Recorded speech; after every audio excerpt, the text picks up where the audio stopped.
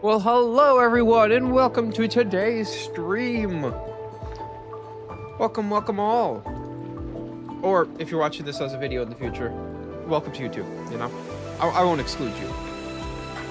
Everyone gets fair treatment. No one's excluded. You know.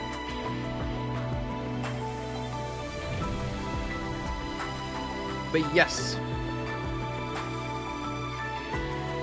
Today we're going to be playing the rerun Such Is the Journey of Our Reunion.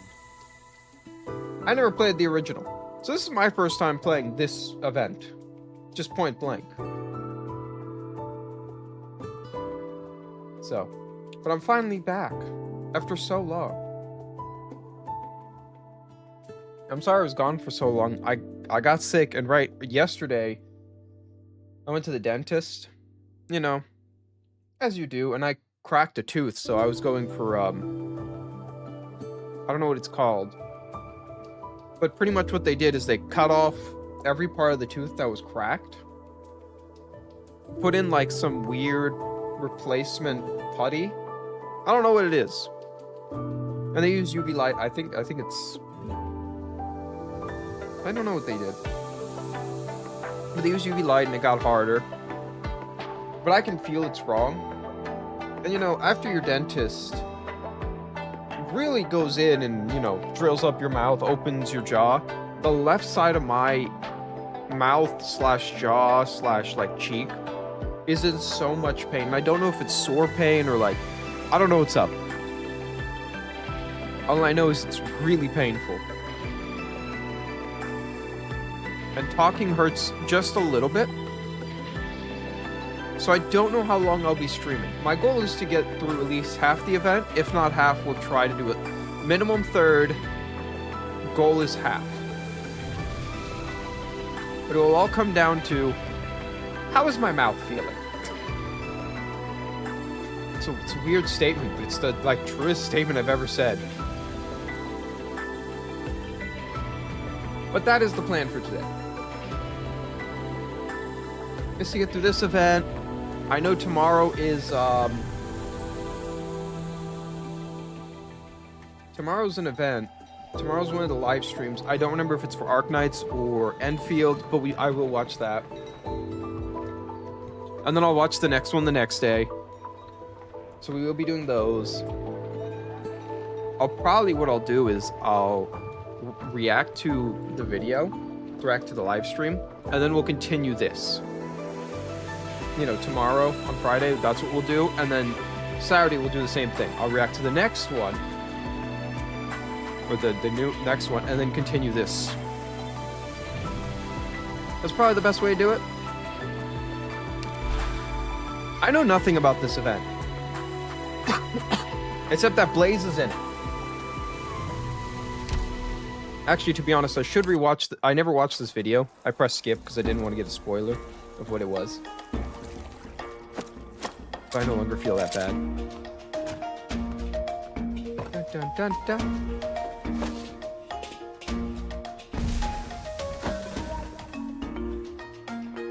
Uh-oh. Did Blaze just get kicked out?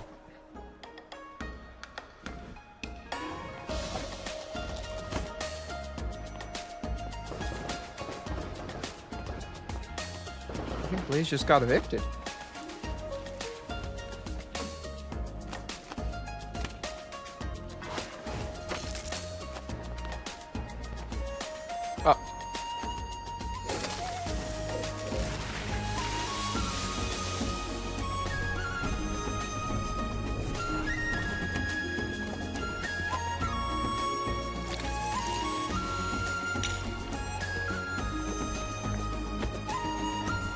This seems like a Blaze story.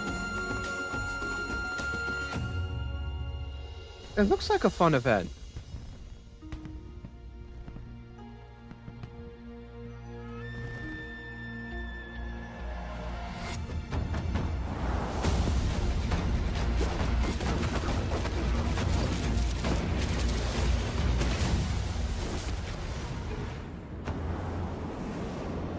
Whoa.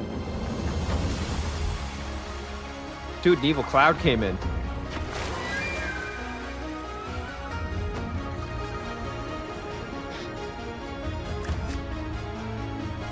What the?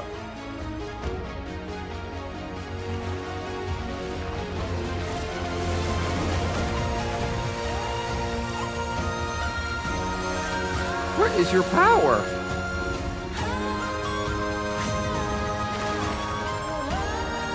Do you control oil? The cooking oils?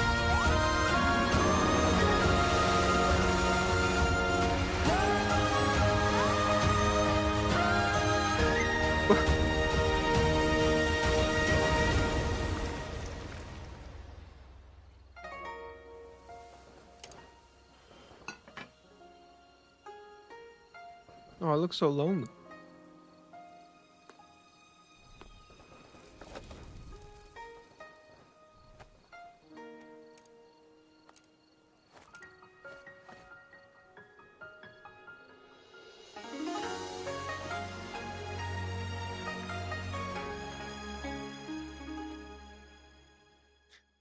Yeah. Also, just eats alone. You know, Blaze probably would have ate with you if you didn't kick her out of your kitchen. 2% more trust her. Well, I don't own Blaze.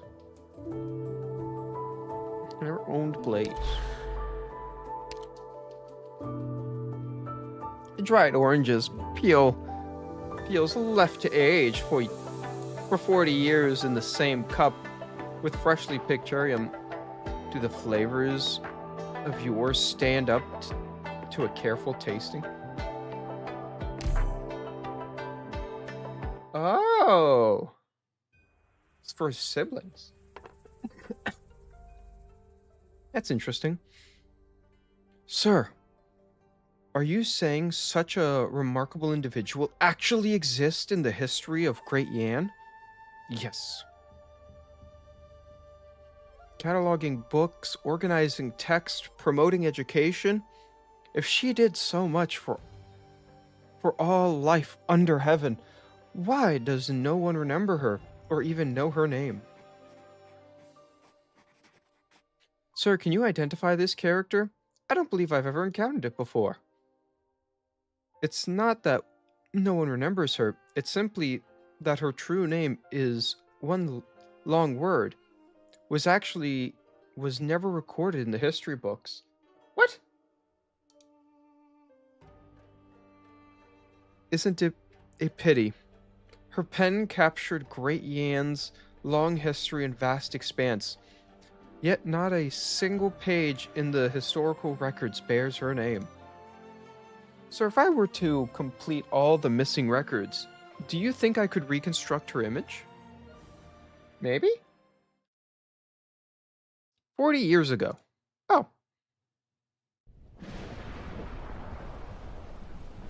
You grand rain. Pretty strong rain. Sir!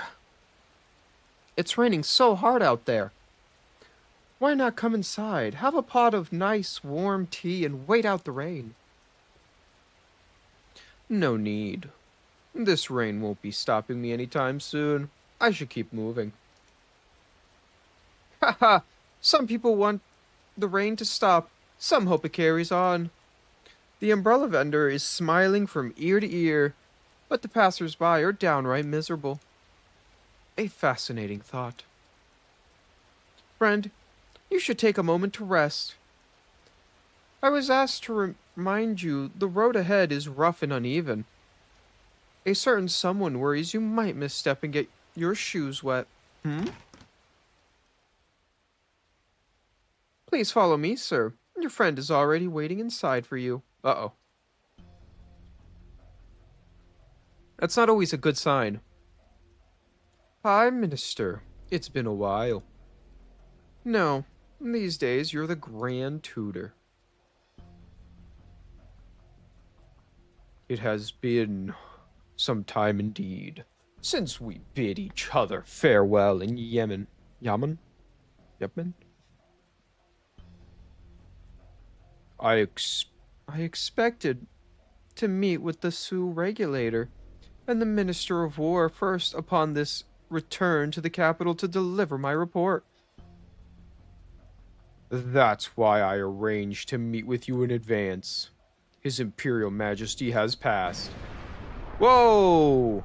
When? 2 weeks ago. I think if His Majesty had died of natural causes, you would not be coming to see me about it. Does that mean? Wait, you look familiar. The man sitting in the shadow holds out his hand. A black Riikyu stone resists in his palm. 60 years ago, he escaped from that ancient temple and turned himself into 181 black Riikyu stones, which scattered across the land. Their current whereabouts are unknown. 2 weeks ago, the Sioux regulator found this stone in the capital. What has he done? I do not know. The only thing I'm certain of is that he could not have entered the Forbidden City. Someone must have gone out to meet him. Investigating this person's identity would be sensitive. His madnation likely will not involve others. I shouldn't have come today, but we need the convent caused all this to convict the cause.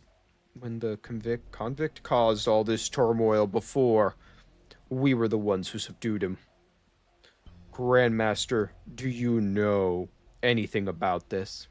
Not a thing. I have not seen him since the incident. Then I believe you, Grandmaster. Do you need anything from me? Do not linger here. Return to Yemen at once.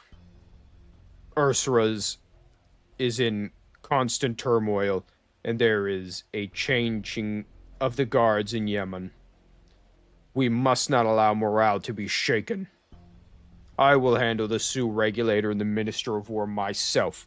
It is precisely because you are not entangled in this affair that I can entrust you with such a critical task. Understood.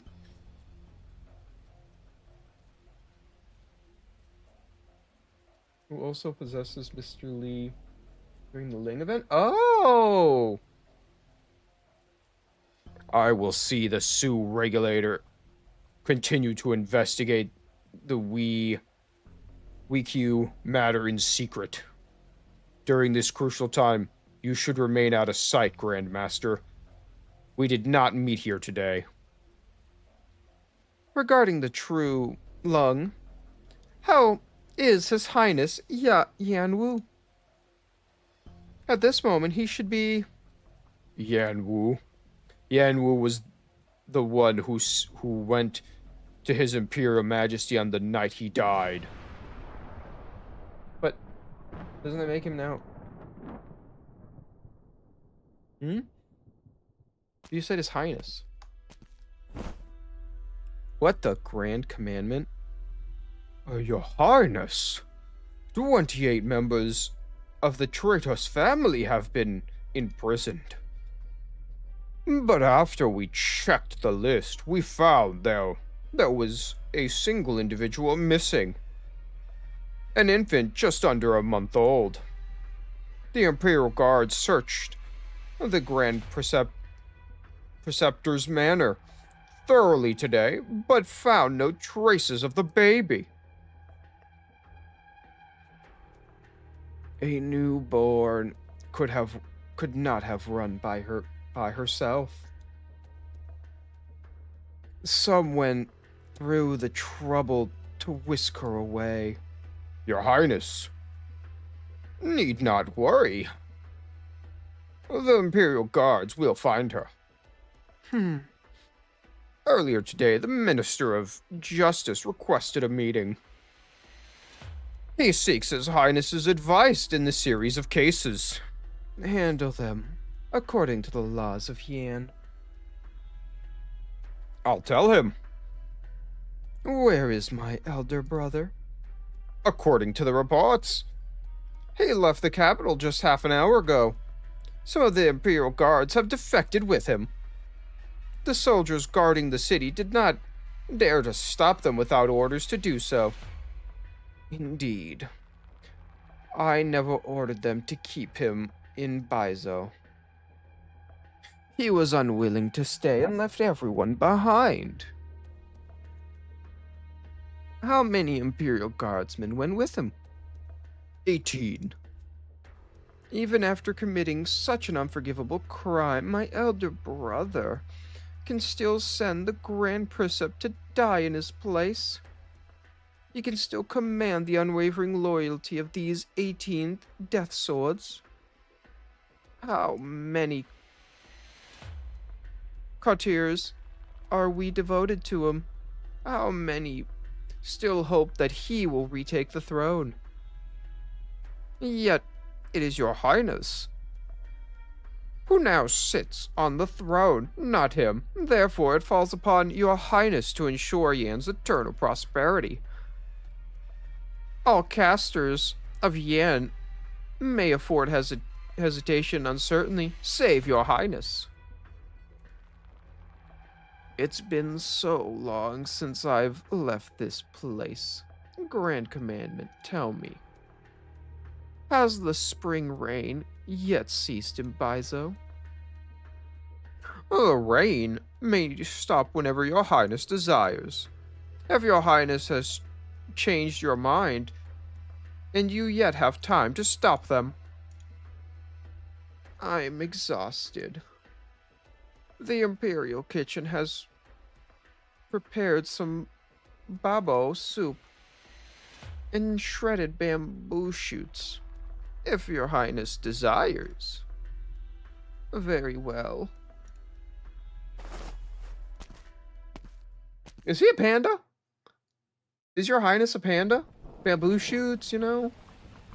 I don't know, it just gives the vibe. Gentle woman. There. Don't cry. We're on our way home. We're almost there. Pick up the pace, please, if you could. It's raining too hard. And I can't see too well. Couldn't go any faster at this rate. How much further till the next station? At least 30, Brother, just how urgent is your business? That you bring your whole family along to travel on a night like this. ... Please, just go faster. How? What was that?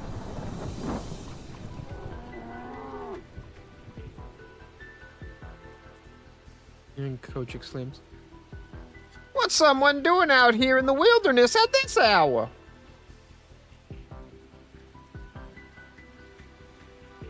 It's your Highness event. That's kind of a funny way to go, though. I go to England and go look at the guy and go like, he's fat, and I go, "You panda?" Because you got the body of a panda. And you eat bamboo? I think you're a panda.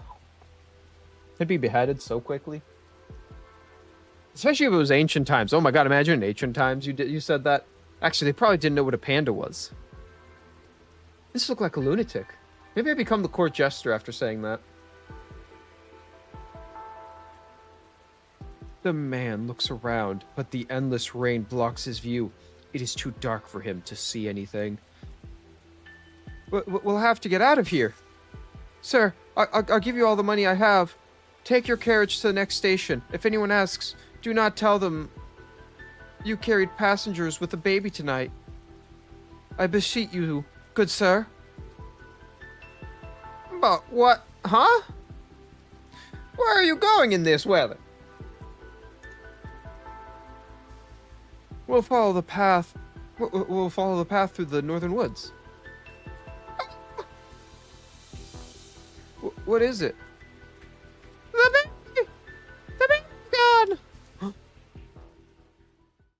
so confused. Is this the baby they were talking about from like the traitorous family? Is that what this all is? You know, I'm a little lost. And I get it. I don't get everything all the time. Sometimes I'm a little slow. And that just happens. But this is really confusing me. Silent old man. I love his name. It's very simple. Silent old man. It's That was very silent of you. The baby is sleeping soundly in her cradle, oblivious to the mud and blood on her face. I did everything you asked. I know their methods and I know how to answer them. Don't worry, I won't allow any blood to stain you. Good sir, I have no way to repay your kindness. No, you need not thank me. I did not do this for you. She's done so much for me. Yet what I do today will neither clear her name nor even begin to avenge her. I have no family and no affairs to settle after my death. I ask only one favor of you. Please take this girl in. You need not tell her anything. Just let her grow up and live her life in peace. You know, if she stays here, it will be risky. With a greater possibility that this old case will reopen. But isn't that what you want? We may be powerless to change the situation right now. But if one day, be it 3 or 4 decades later, the truth is revealed, all the blood shall not have been shed in vain. Right then, I swear I'll take care of her.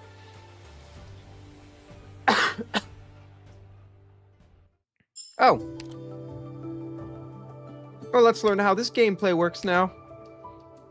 Well, I get no operate. Well, isn't this one of those missions that like it's not a real mission. I'm assuming that's what this mission is. It's not real. What's the tutorial? So I'm going to be learning the gimmick. What is your gimmick? Tell me what your gimmick is. Bike road wood eater? What? Dude, come on. I want to see a panda. Come on, it gives like the vibe. Hey, Dusk! Come lend me a hand. Oh, those things are on the loose here. Ah, what a pain. When 'tis a choice of life and death, why shouldst thou lay down thy arms? Not one step backward. Spawn once when defeated. A new fella itching for a beating, huh? Oh my god. Dude, I kind of like this sword with like the whole ink splodge. I didn't think it'd leave a spandity behind. It smells tasty. Looks like it's drawn to the stove and will be absorbed right in when it gets close enough. I am rather attached to you. Most of the time. What? Oh, you dare strike my shield with your spear? That's gonna What? end with you in pieces. What? What is it With the doing? setting of the sun, the brush draws up the peaks.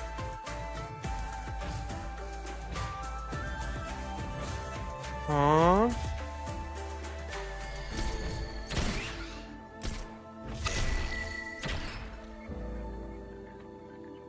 Wait, I'm so confused what's happening. At this rate, we'll get to turn the stove on soon and see a swap. Vapid, a spice in action. Oh, is this like... No, but it's still missing a little more. Oh. Wait, they're gonna attack my what? What the fuck? If we all just stood and watched like we did, they'll turn the sapid into vapidity, and the meal will be bland. I don't think the dialect stove could draw those vapidly things too.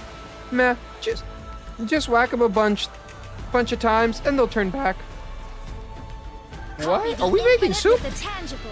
Bring the intangible to life.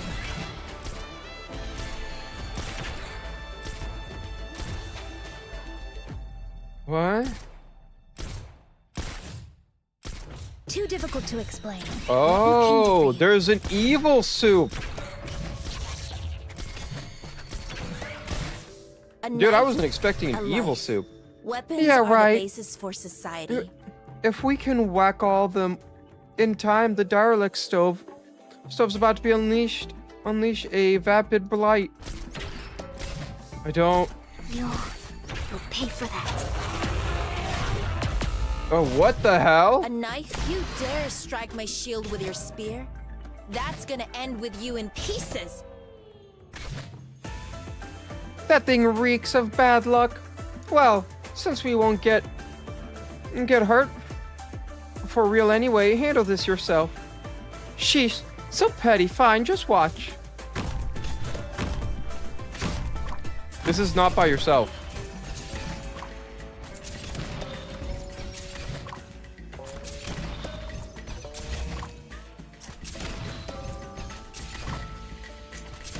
Am I just making soup? Is that all we're doing?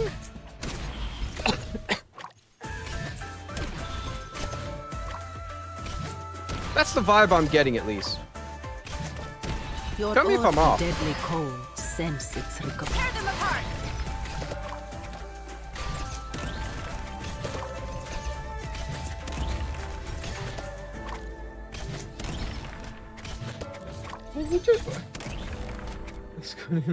Enjoying the cooking? I didn't realize this was a cooking game. That'll do. Now let's cook. Oh, we get to turn this on. Oh.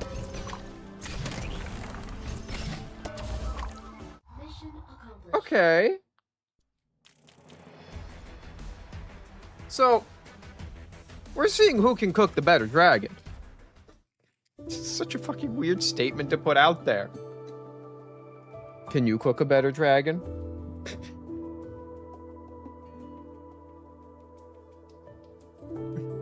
Mama.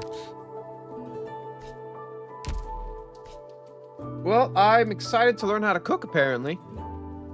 So here... I can't place anyone here, so how do I stop the... Yeah...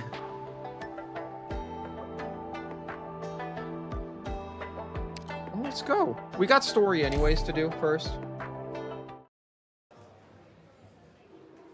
To the ancient forge. Oh. Cook a nuke dragon.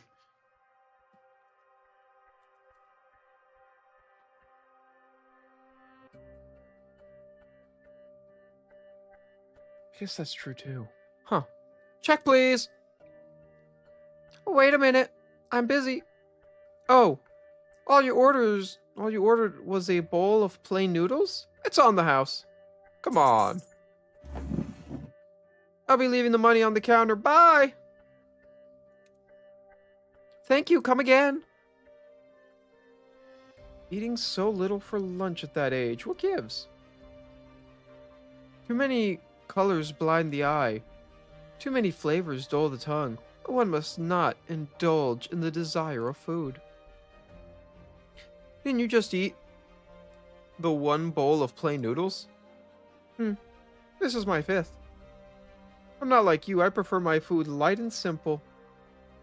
I never add any seasoning when I eat. No salt, vinegar, chili, salica, garlic, or spices at all. When I'm eating, I want to taste the food itself. If the basics are even slightly less than fresh, my taste buds will detect it instantly. That is a true statement. I feel like we're going to get into a lot of weird food stuff right now. And let me tell you, my palate for food is awful. So, this is not my expertise. Because I would be that guy who did order just the plain, not like noodles. I am that person. Can I have plain noodles? You don't want anything in it? Nope, nope. I just want noodles in a cup. That's it. Like, are you okay, sir? And I'm like, that's all I want. I don't need your fancy stuff. I want something simple. Judging by your Mandarin robes, you're a deputy minister with the Judicial Review Office, aren't you? Your tongue must be the greatest judge under heaven. Ha! You have a way with words. When next you feel you've been wronged, come find me at the Judicial Review Office. My name is Ya Chung. I won't need to trouble your Majesty's greatness with that sort of thing. I am but a humble officer in the Ministry of Rights. I am not often wronged. Well, come see me anyway. I'll treat you to a bowl of noodles. What is your name, young man? I am called Gui Quan. Gu Quan? Gu Quan? Gu Quan? Gu Quarter? Gu Quarter? Hey, Jing, I'm here. Coming. What'll it be today, Lou? I'll have the usual. Any specials today? Well, Parmesans are in season. We also got a fresh batch of chestnuts today. And I could either eat them raw, nice and crispy, or cook them sweet and tender. How about a stew beast belly with chestnuts and some Smith's flavored dye Parmesan for dessert? Ah, nice. All right, I'll try that then. By the way, what sign we fixed for the restaurant a while back? Oh, don't worry. I checked with our chef. This meal's on the house. You've taken good care of our carpentry work in the past few years. Treating you to a few meals is the least we could do. Ha!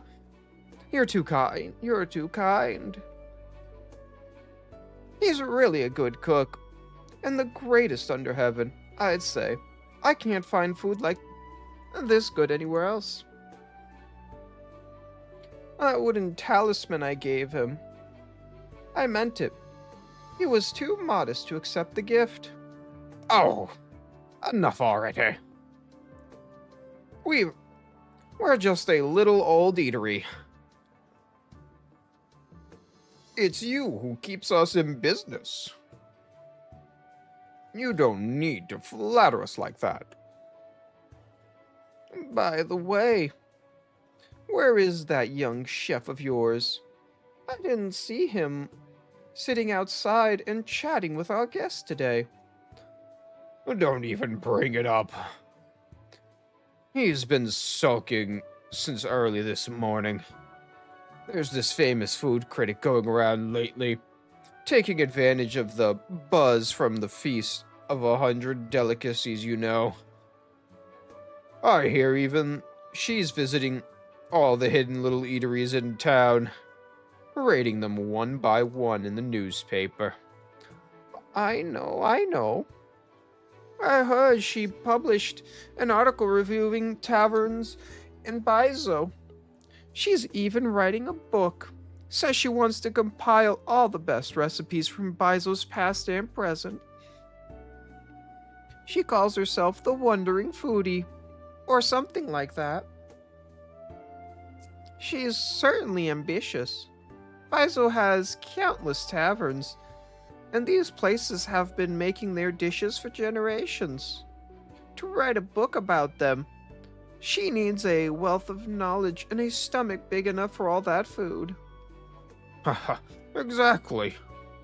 But I hear the book she's working on, Baizo's Cuisine and Food Culture, already earned enough praise from the head chefs of the 4 great restaurants, and none of them have anything bad to say about her reviews. Rumor has it, she's dropping in here today. Well, you have nothing to worry about with your chef's cooking. Even the harshest critics will have nothing to criticize. You know his temper. Whether the reviews are good or bad, he can't stand people talking about his food. He says he doesn't want to get into cooking competitions, but that's just because he's afraid he'll lose. Uh-oh. Alright, that's enough of that. Haha. The only thing I'm worried about is people discovering this place, so I won't be able to get a table here anymore.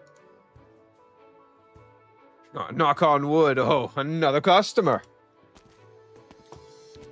You guys... Hey, look. The 2 of you coming right at this hour?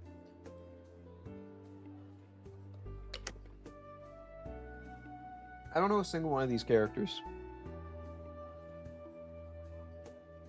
We're right across from the judicial office. I guess it's kind of becoming your unofficial cafeteria. If it wasn't for this restaurant, I would have resigned and moved home ages ago. Don't say such things. We have a duty. How could you think of resigning? What's up? Why so serious? It's the Feast of 100 Delicacies, of course. The busiest time of the year for the office. I haven't had a good night's sleep in a month. Who can keep going like this? The precautions are necessary, though. Well, there are so many tourists here now. If something bad were to happen, it would be a disaster. No matter how careful we are, there's just too much going on. Something is bound to happen. Hey, enough shop talk. Just enjoy your food. You think we're talking about work because we want to? Ugh. By the way, did you hear about the Ding Fang Lu case? What case? If there's something to say, just say it. Why all the secrecy? I'm not trying to be secretive. This case is just downright eerie. Oh my god. On the 15th of last month, when the Ding Fang Lu was busiest, one of its 100 or so stoves were burning all day and late into the night. That night, one of the stoves caught fire, and the staff could not put it out. A handful of chefs were injured. The Iridium pipe springing a leak, was it? Nothing new. Well, the investigators could not determine whether the pipe had been tampered with or not. Hundreds of people have access to that kitchen. Who knows if someone did something? You must know that Ding Fang Lu is the most famous restaurant in Baizo, and the organizer of the feast. The thing that makes this incident particularly strange is that it happened on the 15th day of the month. The fire started on the 100th stove. Some say they saw a strange silhouette amidst the flames. This sounds like conspiracy talk. Let's stick to the facts, yes. We don't need to fabricate things. I'm telling you the truth. Many people said they saw it. The work you do at the Judicial Review Office is pretty interesting. Listening to you talk about your cases is like reading a detective novel. Come now. We're hardly authors here. It's just that whenever a case drags on for a week, Without progress, I have nightmares about it. Actually, now that you mention it, I also heard about a strange case recently. There's nothing supernatural about it, it's just weird. Like a guy getting a car shoved up his ass? Toy car shoved up his ass? Like, what type of strange we talking about? I don't know why that's where I went in strange, but that's kind of a funny case. It's not even like a crime. If a guy did it himself, you know, there's no crime. Oh, another juicy story. Do tell. I really shouldn't divulge too much details about this. You can't tease us like that. The suspense is killing me. This is a matter of great importance. The place where this incident occurred is truly significant. It was Mr. Ning's manor. Former Minister of Rights.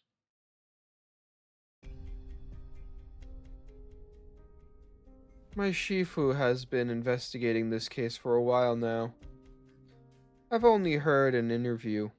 He won't tell me more. Mr. Ling has been retired for several years now. He's in the process of leaving Baizo and moving back to his hometown in Jengna. But a few days ago, a strange thief broke into his manor. Nothing was stolen, no one was hurt. But in one of the guest rooms, there was a painting of Xing hanging on the wall, and someone used melted honey to draw a line across Zhang's mouth. Of course, the mansion was heavily guarded, but the thief seemed to know the layout very well. And that thief, whether down an incredible skill or sheer experience, left no trace behind. Mr. Shifu and the others have their hands full trying to crack the case.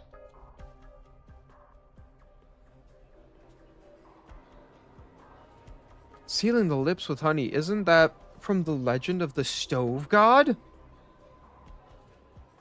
It ensures the stove god will say more good things than bad. The thief vandalized a painting, but didn't steal anything valuable. They don't care for money, so did they have their own motives? What motives could they have had? Minister Ning is an honorable mandarin. He has a decade-long record of dutiful public service. Who could have any issue with him? Regardless, he has an important court mandarin. The ransacking of his manor is no small matter, especially at a time like this. It's our greatest fear come true. Oh, hey. I just thought of something. You scared me. What's the thought? I just remembered that I also saw something weird a few days ago, right in this very restaurant. It was 3 days ago I was here eating when a real stranger walked in. He looked to be on the older side. He was just wearing a prison outfit, as he had just been released from the Judicial Review Office. He sat down and ordered 20 bowls of white rice, nothing else. He downed them all in no time flat. You're making out. That's all you're getting? Eating all the rice is bound to make you choke.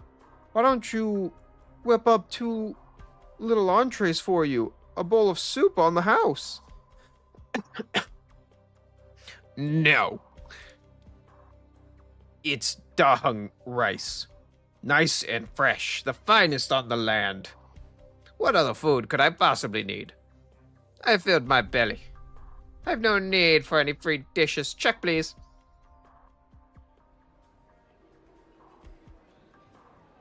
After the funny fellow finished eating, he grabbed all 20 empty bowls and walked out of the restaurant. He kept walking until he reached the Judicial Review office. He threw the pile of bowls at the door and yelled, "I'm the one who set fire in the scullery. Well, I'm sure you know more about that than me, especially with a terrible memory. Who was the guy anyways? What happened to him in the end?" "There's no way I could discuss something like that with you." "There are civilians at the next table over." "Don't worry about them. I heard that lady speaking Victorian. I think they're foreigners. They don't understand what you're saying anyway." Anyways.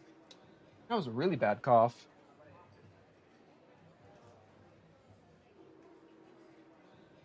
Oh, Victorian tourist? Speak in perfect Viennese. La Berdiraca? Ruh-roh.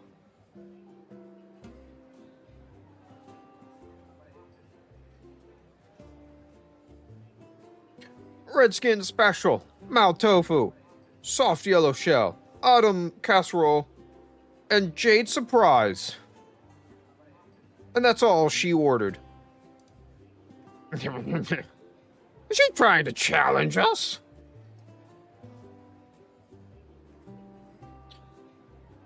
She seemed very polite. She just looked at the menu and picked out these dishes and didn't look like she was asking for trouble. You think she might be the food critic? The one who wrote Baizo's Cuisine and Food Culture? What kind of food critic? What food critic? Comes in and orders nothing but tofu. Relax, chef, relax. You know how things are going here. Business-wise, the future of this restaurant hinges upon this very moment. You have to do your best. The dishes must be flawless. I don't believe Blaze is a food critic. She might be. The Victorian woman pulls up a chair and 2 jugs of wine and sits at the table with the 2 mandarins of the Judicial Review office. She casually pours each one of them a glass of wine. Its rich, sweet aroma fills the table. Please drink up and enjoy. This wine was meant for sharing. Hallie, so what happened next? What became of the weirdo who threw empty rice bowls? Good lady, what you just heard was nothing more than idle dinner chatter. Whatever you do, please do not share this with anyone else. Huh? But you haven't finished telling me the story. Where's the cliffhanger? Stay tuned for the next episode. Only Blaze. I am a Mandrid of the Judicial Review, madam. I am not a storyteller in the tea house. What a coincidence! I have a good friend who works there too. And here I was thinking everybody at the judicial office was stuffy, pretentious, and tight-lipped. Dear madam, have you come to Yan all by yourself? Are you on vacation? Let's not be so formal. My Viennese name is Hungs, or Blaze in Victorian. And yes, I guess you could say I'm here on vacation. I haven't met many Victorians who speak Viennese as well as you do. Have you lived in Yan previously? Actually, no. But I'm not 100% Victorian. My father is Viennese. Oh.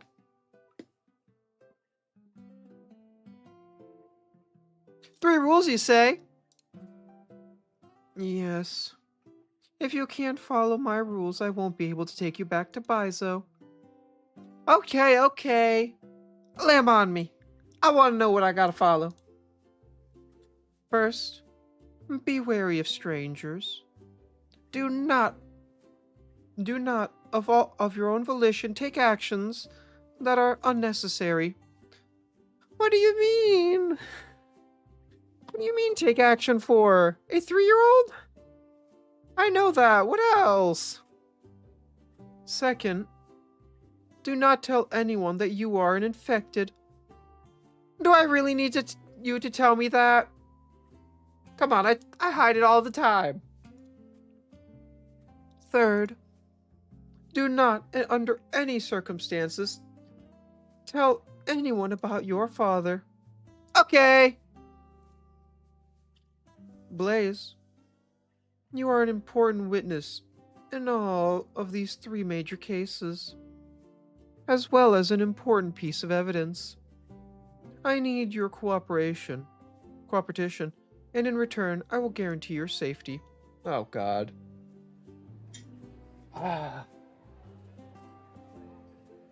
I can tell you a couple mistakes you made, and one of them was inviting Blaze here. You're the reason Blaze is here. The war crimes are on your hands. What about your dad? I'm here to visit some family, and I'm on vacation, haha. Well, madam, you came at the perfect time. The feast of 100 delicacies is about to begin. All Baizo's restaurants complete to serve the best dishes. This is the time of year when you can try the tastiest foods. Really? Do you have any Baizo delicacies you can recommend? Or maybe a restaurant or two? Baizo doesn't have any signature dishes or Baizo delicacies. As you put it, instead you'll have to find every single dish you eat in Baizo and make a delicacy. Ah, that makes sense. I didn't make the connection until now that Baizo means 100 stoves in Victorian. Oh, I didn't know that either. 100 stoves? Dude, that's too many stoves. I guess restaurant had 100 stoves, didn't they?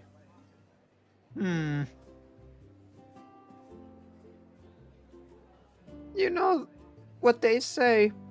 To the people, food is heaven. Yes, the name Baizo, bestowed ages ago by the reigning True Lung, means to tend all cooking stoves under heaven.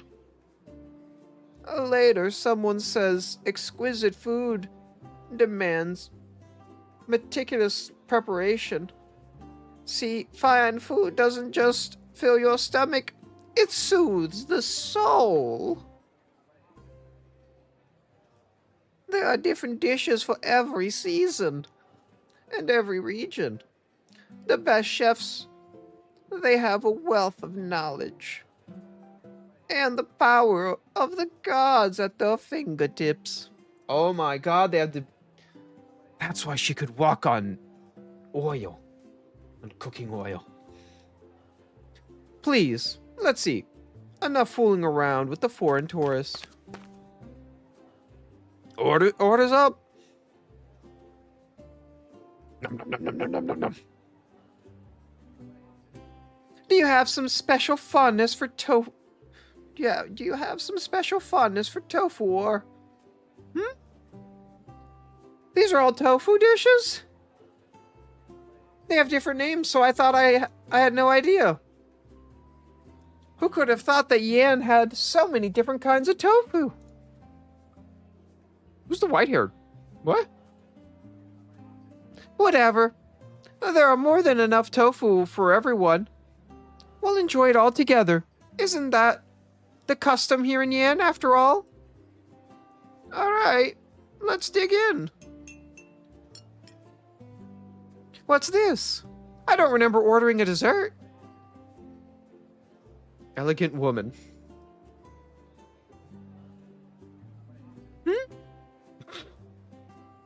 10,000 tofu. 10,000 tofu, your good sir.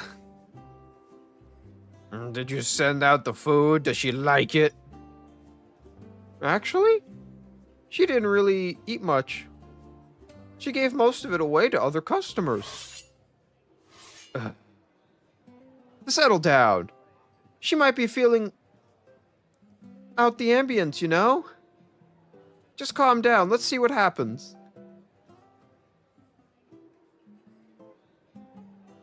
Wait, the white hair girl is the free operator I get? Ooh. So what is this feast of 100 delicacies you keep talking about? You may speak fluentese, madam, but there are clearly gaps in your knowledge of the culture. The Feast of 100 Delicacies happens every year in mid-autumn, when the True Lung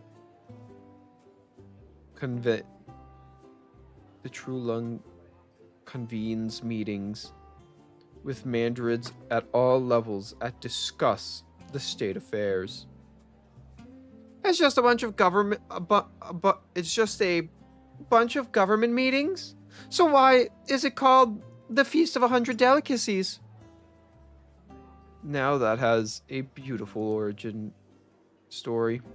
Many years ago, the True Lung at the time held a birthday banquet, and all the mandrids present presented him with gifts, including all manners of rare treasures from all across Yan.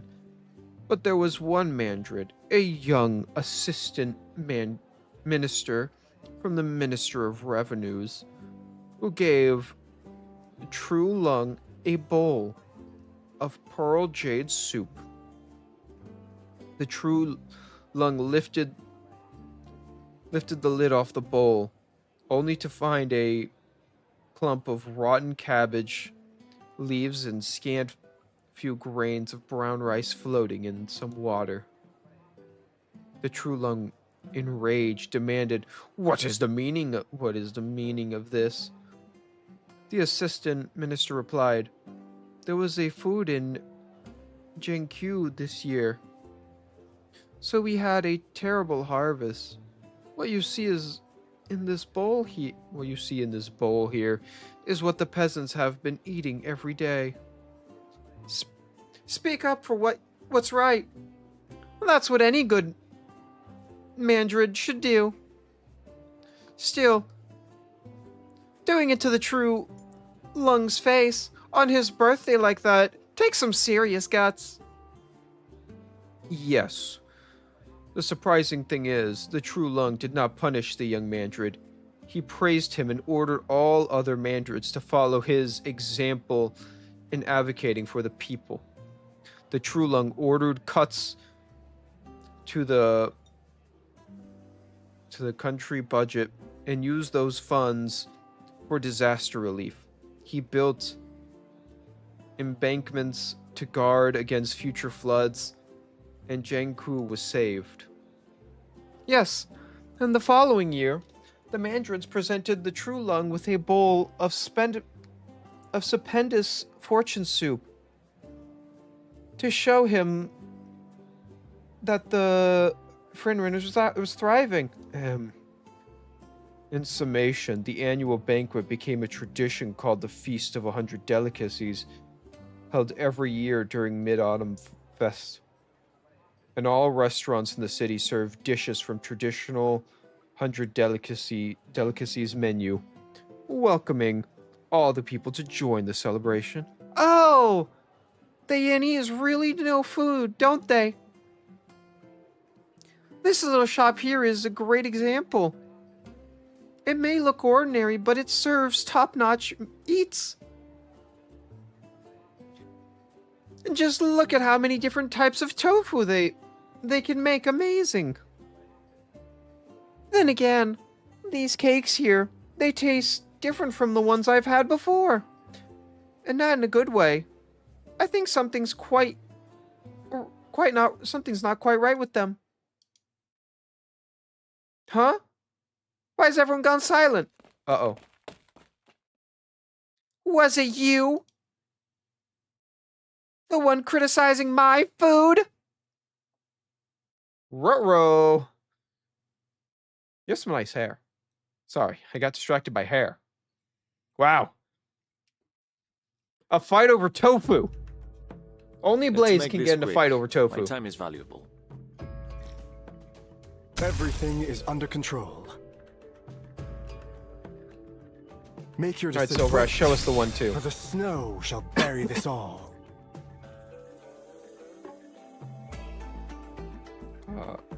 Yeah? Oh.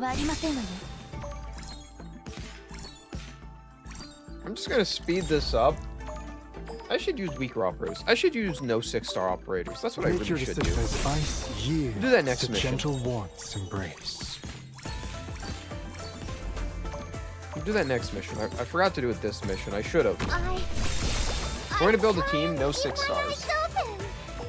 And try to beat it this way.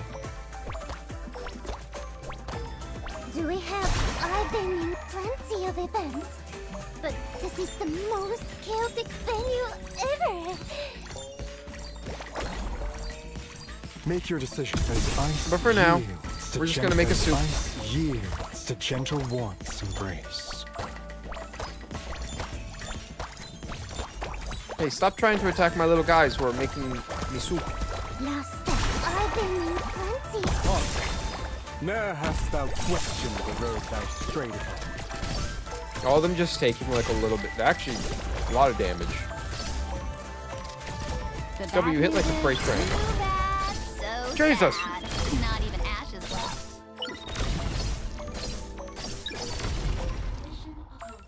Yeah, we're gonna change it. We're not gonna play with 6 stars anymore. I think that's what we're gonna do, because that was a little too easy. And I didn't like it being that easy.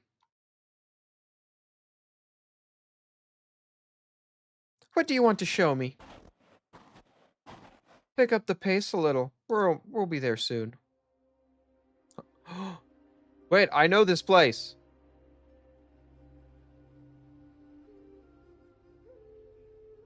If you walk in the snow by the stream, the fragrant plum blossoms are rare. However, you can find some at the base of the mountain. I suppose the view of the fireworks against the city skyline from atop the mountain could be the only thing worth climbing all the way up here for. Fireworks. Who cares about those? I brought you here to see the pine tree. An evergreen? It can withstand the cold weather? No. That's not what's special about it. I planted this tree myself right before I assumed my position in Baizo. Back then, I had the same mindset as you. After all these years, I'm a different person now. This tree is a different tree. I do not understand. That doesn't matter. All you need to do now is look at the tree.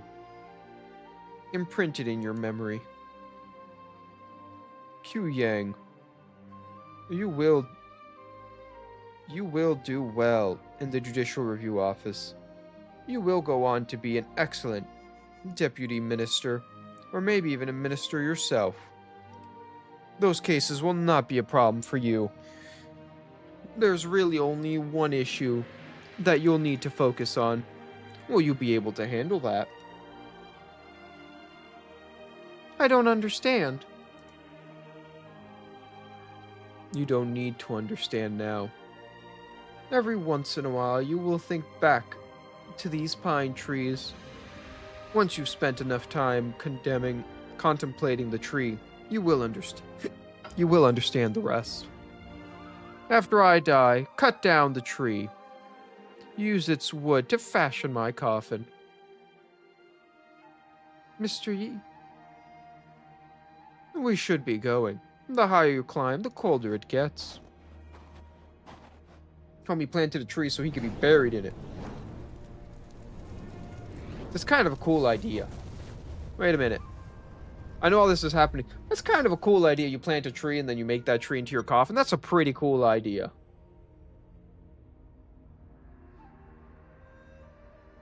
I don't think I would ever do that idea, but it's a cool idea. You know, you could also do that for like your kid, because you know, trees take like, it takes like 50, 60, maybe 70 years before like a tree becomes fully grown. Or at least like, no, trees take forever to grow. What am I saying? It's longer than that. It's kind of a cool idea, but also kind of a weird idea.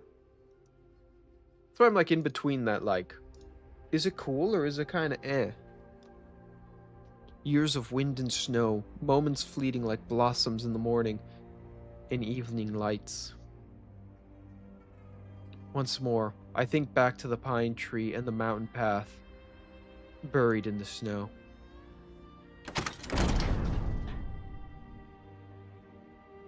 Yu Chang, what penalty do you pose to atone for your guilt?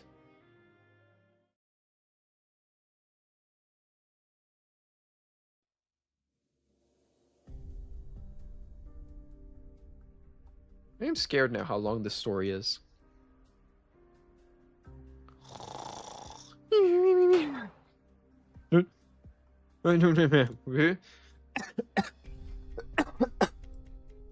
Aha, I simulated the cough, see? Huh? What time is it? Has the suspect confessed yet? Censor Jizen, this is a serious matter. Please mind your words and behave. This is a routine matter for the Judicial Review Office.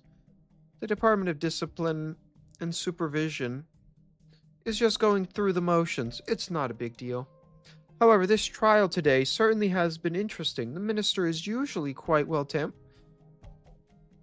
tempered. I've never seen him that angry before. Ooh. Oh. Oh, she looks so cool. Sorry, she just looks so cool. Yu Chang, you served in the judicial office once. You took an oath before the bronze mirror. Do you really think the judicial office is the proper place for you to act like a spoiled brat? That's unjust accusation. You asked me all that you need to ask, and I answered them. What else could you have me do? On the 15th of last month, around 1:45 a.m., someone set fire to the southern end of the Judicial Review Office Scholarly. That person was me. Liar. When the fire broke out, you were in pre-trial detention. How could you have started it? If you planned the fire, you had help. Name your co-conspirators. I had no co-conspirators. However, I did have a helper. A foul beast. That night, a wounded foul beast landed by the window of my cell. I fed it a few grains of rice, some fresh water. The foul beast was quite intelligent. I saved it, and it was willing to return the favor. I gave it a burning straw and told it to fly to the scholarly. What? Yu Chan, the courtroom has no time for your games. I'm not playing games. Ask me anything, and I will answer truthfully. Very well. You say you started the fire. Elaborate on that, if you will. What species of foul beast was it that you used? Do I look like a foul beast expert? I only remember that it had a completely black, without a single strand of hair. As black as the human heart. You say you gave the foul beast a burning straw. You were locked in a cell. Where did you get the straw? I picked it out of my sleeping cushion. Your cushion was made of cotton. Then my memory is mistaken. It must have have fallen from the foul beast nest. The guards did a full search of your cell after that fire. They did not find any foul beast nest. If criminals did not try to cover their tracks, we wouldn't need a judicial review office or a ministry of justice, would we? The foul beast truly understood human nature. Why, you... Oh, right. As for how I lit the straw in the first place, I struck the cell bars with these iron shackles exactly 863 times. One for each year of the Judicial Review Office's existence. That is as much detail as I can provide on the fire. Will it do? Madam Minister, do you have more questions for me? Damn. It seems he has been reading some fictional stories since his retirement. This is no time for jokes. Well, she had the patience to play along with him and indulge his insanity.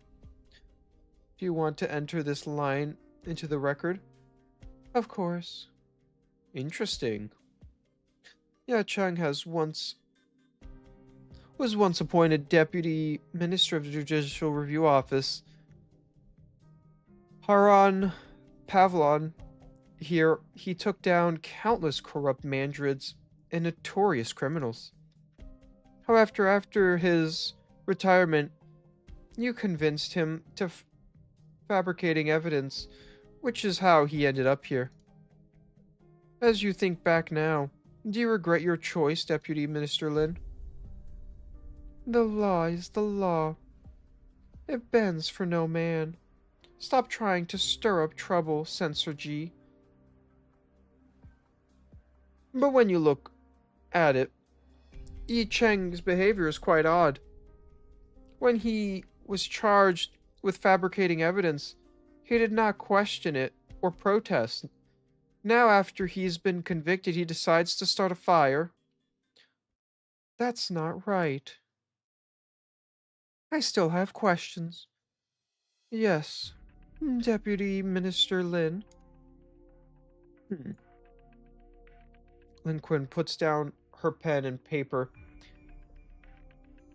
and happens to meet Yu Cheng Gaze, the prisoner who has been pretending to be insane, is now staring at her intently. She wants to know the truth. She does not fear revealing herself in the process. Yi Cheng seems pleased with Li Qingyan's reaction. He closes his eyes as an ugly grin crosses his face. Deputy Minister Lin, as acting clerk, you need only take notes. Minister Chen, there is one question you haven't asked. Yi Cheng claims he set the fire. What was his motive? The suspect confession is clearly nonsense. Why bother asking the motive? Ha!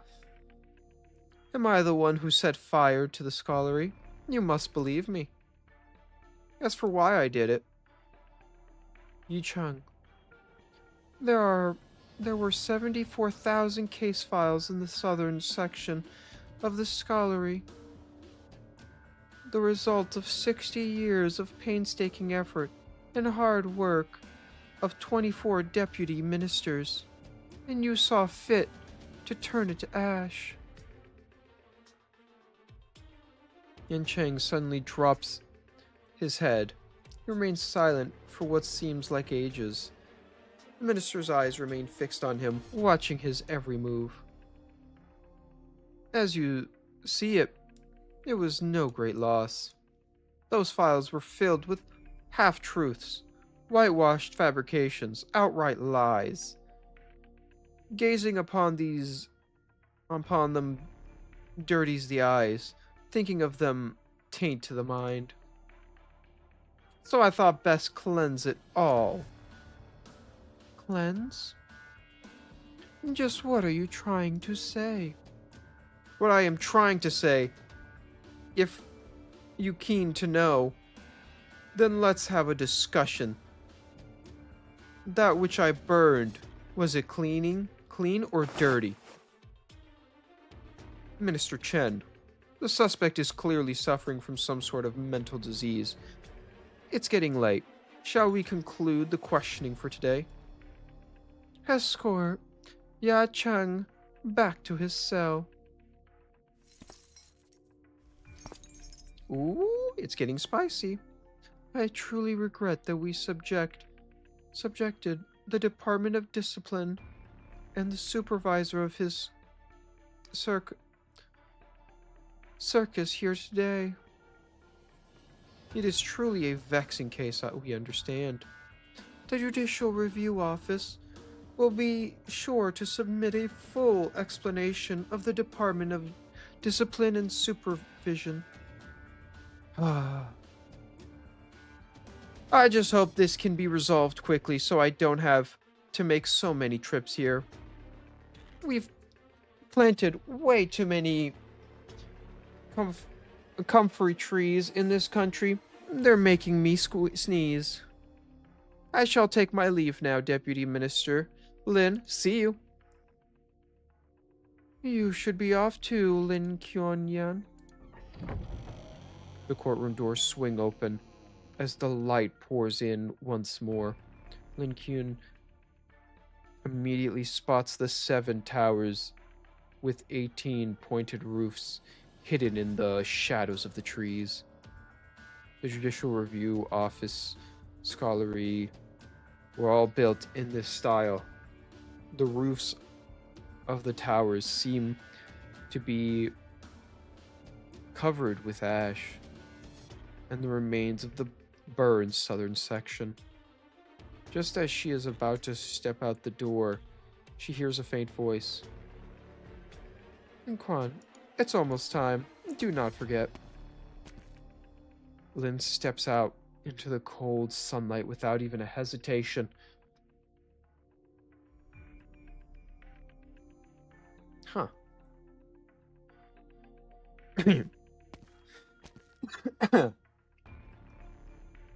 Sensor Jize, you're still here. I was waiting to chat with you for a minute. It's not convenient to talk in there. If you still want to investigate Ya Cheng's case, you'd better move quickly. After the Feast of 100 Delicacies is over, all prisoners detained in Baizuo will either be transferred to another prison or exiled. In any case, the cells must be emptied within 2 weeks. 2 weeks? The Imperial decree should reach you shortly. I just spotted it early, so I'm giving you a heads up. And here I thought you didn't care much for these things. It is within my power to avoid caring, but you cannot get it out of your head. Yu Cheng is very important to you, isn't he? He is kind of my teacher in the Judicial Review Office. He's the one who taught me to distinguish right from wrong. When I first discovered that he had fabricated evidence to convict a corrupt Mandrid, well, I shrugged it off as using any means necessary to achieve justice. However, I never imagined he would set fire to the scholarly. There's absolutely no justice in that. Indeed, I can't figure him out. But it does provoke a question. They've never emptied the jails for the feast before. Why do it this year? This matter does not concern you directly, but I'm sure you've heard something about it. Humans experienced a catastrophe at the beginning of the year. Then this summer we suffered the Dahuang incident. And what was the root cause of all of these? The Bestial Sioux. This 1,000-year-old case must finally be resolved. I dare not engage in presumptuous speculation. This is as much as I can say for now. Docs. Sensor J. G. Why did you terminate the ongoing interrogation? As the saying goes, words may deceive, so trust your eyes. I wager you haven't seen the burned scholarly yet. No, I haven't. Perhaps you better go see it for yourself. I will take my leave. What?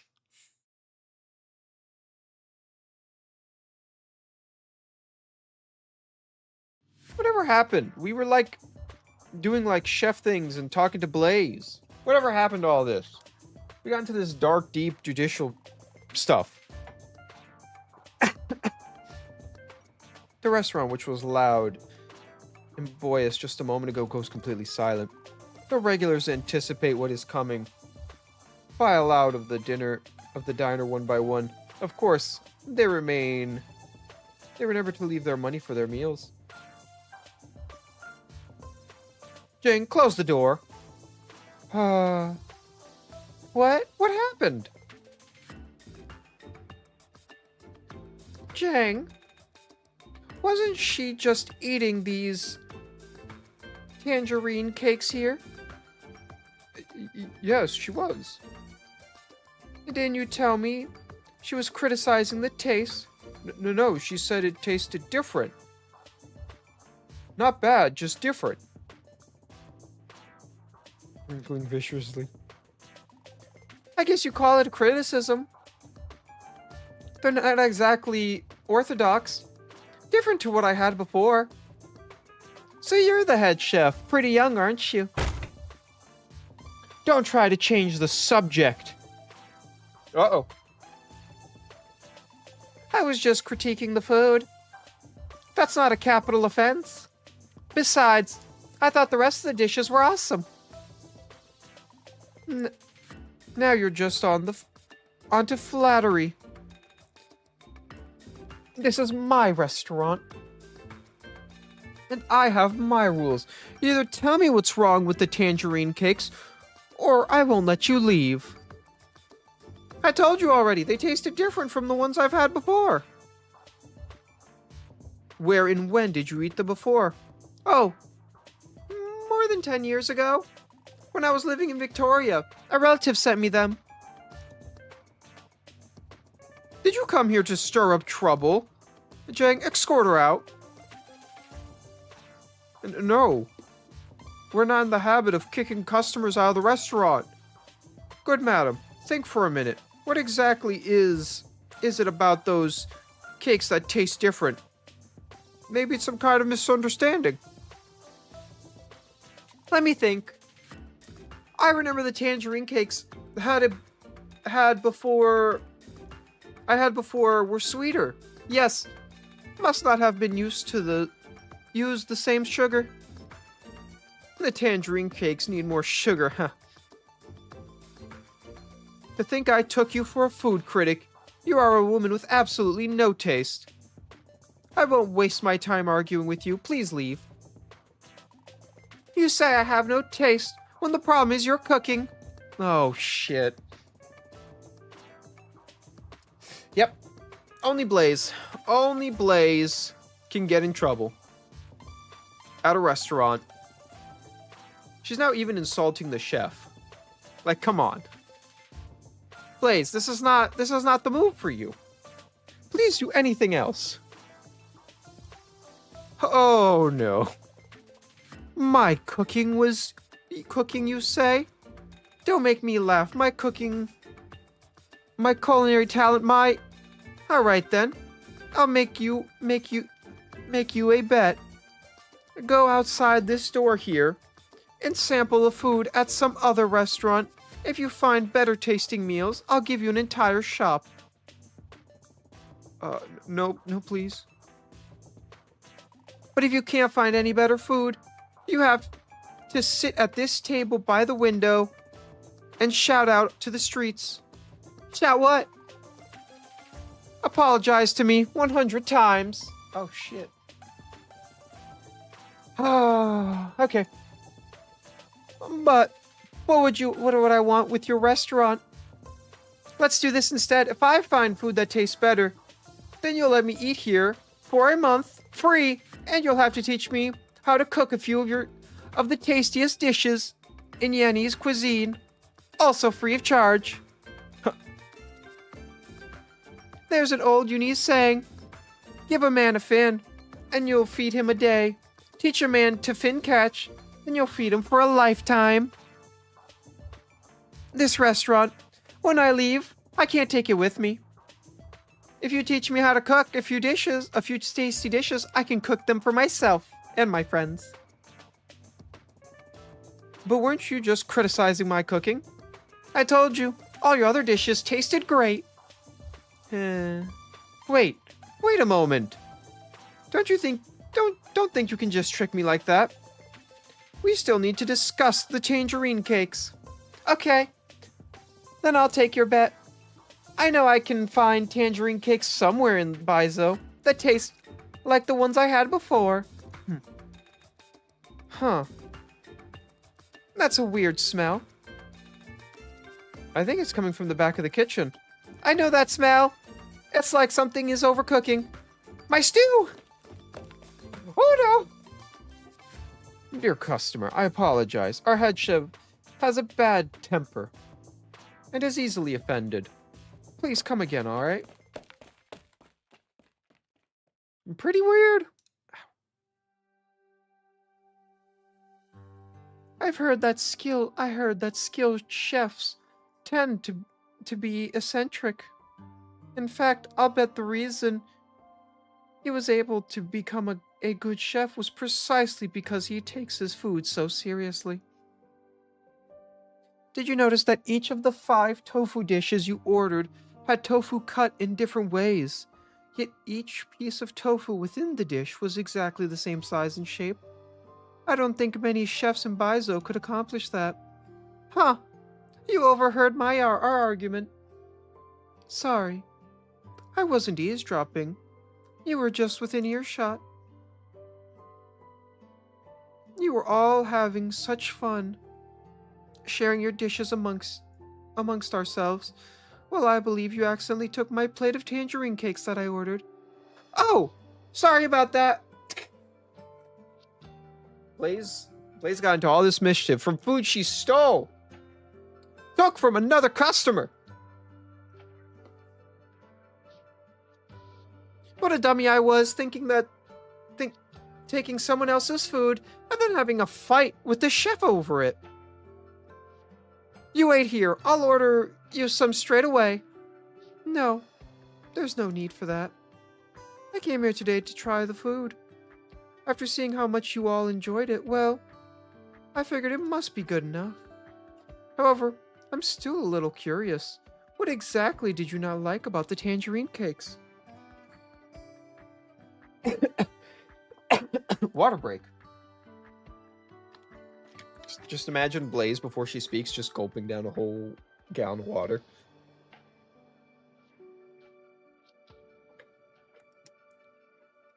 Because that's exactly what I'm doing. I can't really put my finger on it. But I know I've eaten better ones once before. Are you sure the dish you ate before was indeed tangerine cakes? Of course! One of my relatives lived in Baizo and would ship these cakes. There's no way I'd be wrong, I'm sure. May I trouble you with a request then? You're going out looking for another restaurant that serves these tangerine cakes, right? Can you take me with you? Sure. You're from Baizo, aren't you? That's perfect. You know your way around these parts. Then again, it's kind of late. Let's meet here again tomorrow at noon. What do you say? Certainly. Oh, right. By the way, my name is Blaze. I'm a tourist from Victoria. How should I call you? I am a woman of few hobbies. I like to write and I like to eat. My pen name is The Wandering Foodie. In any case, You can call me Zingzao. Zingzhu? Zingzhu? For short. The Wandering Foodie. I kind of want to just call her the Wandering Foodie. Huh? Oh, the two of them in the burned library. Such a trove of knowledge, those wonderful archives, ashes to ashes, dust to dust. The dark space still has a lingering, acrid smell. On the collapsed beam of iron wood, murky raindrops tremble, ready to fall. The iron chest that once held so many records and books have been wrapped and twisted by the flames. The paper and ink within have smoldered into ashes, leaving only faint traces of words. Do not linger too long. Rain showers after the fire sends smoke into the air. What have we learned? What have we learned so far? We've learned this is to be arson.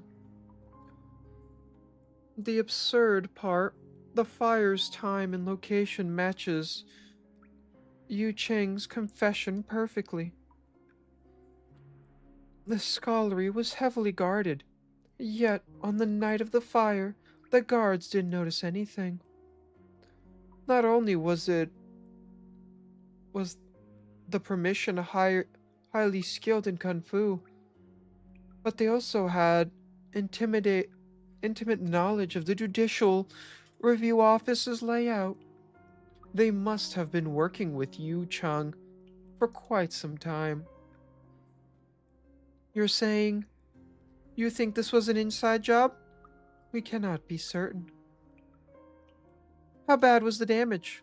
All records that were burned were from old cases, which had little effect on our current work. However, if these cases were ever to be reviewed in the future, there would be no evidence to go on. Nearly all of these cases were Yu Cheng's responsibility. Do you really believe Yi Cheng was the one who burned the scullery? Absolutely not. No matter what nonsense he spouts, he was imprisoned when the fire broke out. There was no way he could have done it himself. However, I'm sure he's involved in some way. He is working with someone. What did he mean when he suggested the files were dirty? Is there something on your mind? Do you still remember the last case Yi Cheng investigated before his retirement? How could I forget? 40 years ago, the Minister of Justice was stabbed in the street. The assassin turned out to be a mad beggar. The Judicial Review Office did everything in its power to uncover the man's identity, to no avail. In the end, they classified the murder as a random, spur-of-the-moment act of violence. And nearly 30 years later, Yi Cheng accused the sitting Minister of Rights, Ning Shu, of being the murderer. I worked with Yi Cheng for many years. I knew him better than anyone. However, in his last few years in office, he began to change. Something radicalized him. He began doing whatever it takes to catch criminals. He even started fabricating evidence to close cold cases and settle old scores. If the accusations against him were baseless, then why did the Minister Ning resign? What do you mean? Do you still remember Gu Quan?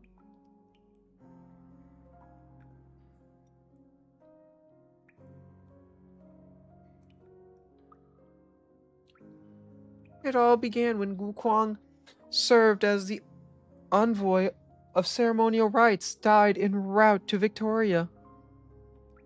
Yu Chang believed that Minister Ning murdered the Minister of Justice and then killed the important witness in the case 30 years later.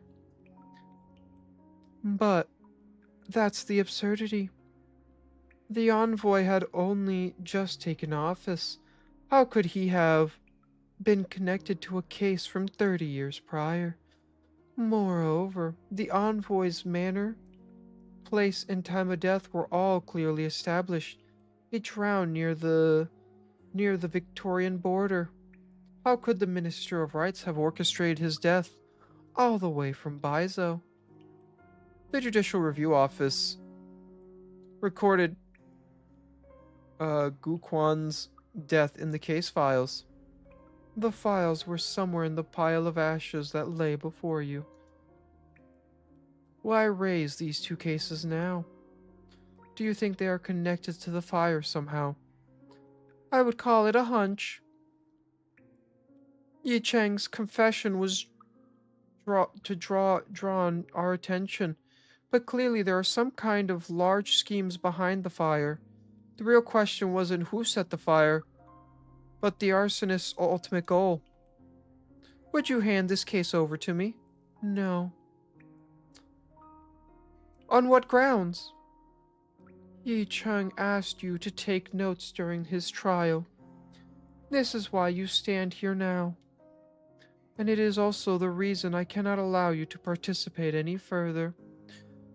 Whatever Yu Cheng's plan, you are most certainly part of it.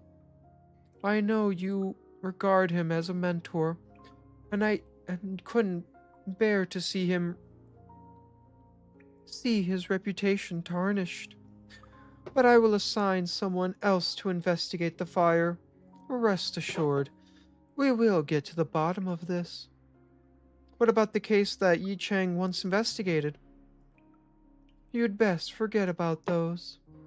No matter what you intend to investigate, it's simply not a good time. Why do you say that? Lin, you are a deputy minister in the Judicial Review Office, not some patrol woman.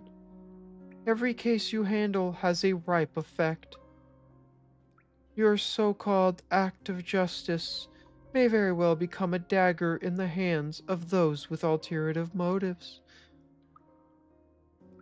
So you know what's really going on with these cases, don't you? Stay away from Yi Cheng's cases. That is my suggestion. Do not force me to make it an order. Oh, and I have one final piece of advice. You must learn to prioritize the past. The past is never as important as the present. The young deputy minister is still standing in the same spot. Oh my god.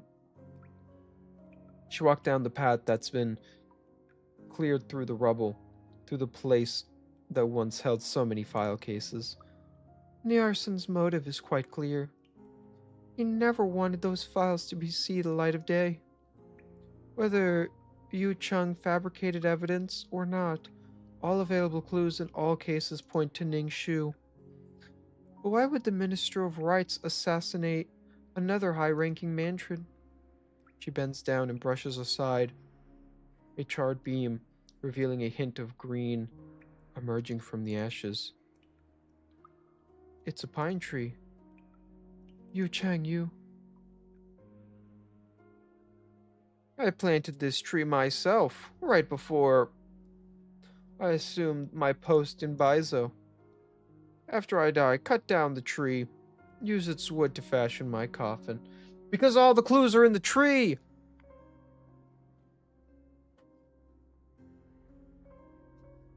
Ling Quan, it's almost time. Do not forget. Oh. It's interesting.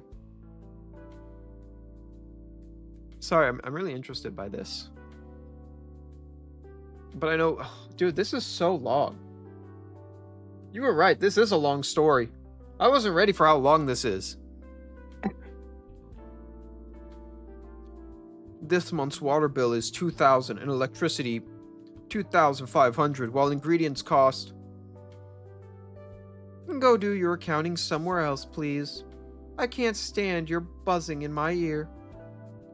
According to my calculations, if you can come up with another 3,000, we'll be able to keep the doors open past this month. And where am I going to dig out that coin? There are ways to do it. Like the 2 months of meals owed by Wang the carpenter. Or you can visit the shopkeeper Lu across the street and ask him for the balance she owes you for last month's funeral banquet. Collect enough of those outstanding debts, and we'll have what it needs to make it through the month. That's less than ideal, isn't it? Customers on credit are in a tough spot. Going up to them and calling in their debts right now feels awkward, to say the least. You want to play the good guy. Why every time the rent collector comes calling, do you ask me to deal with them? You're big-boned. Even if the rent collector's angry, he won't take you in a fight.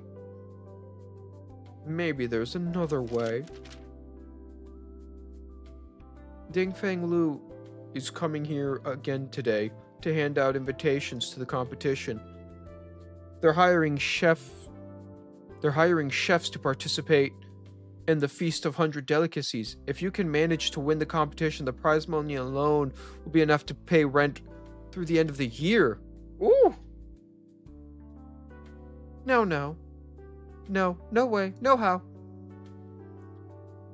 I am the proud owner and the head chef of Savers at Yu's.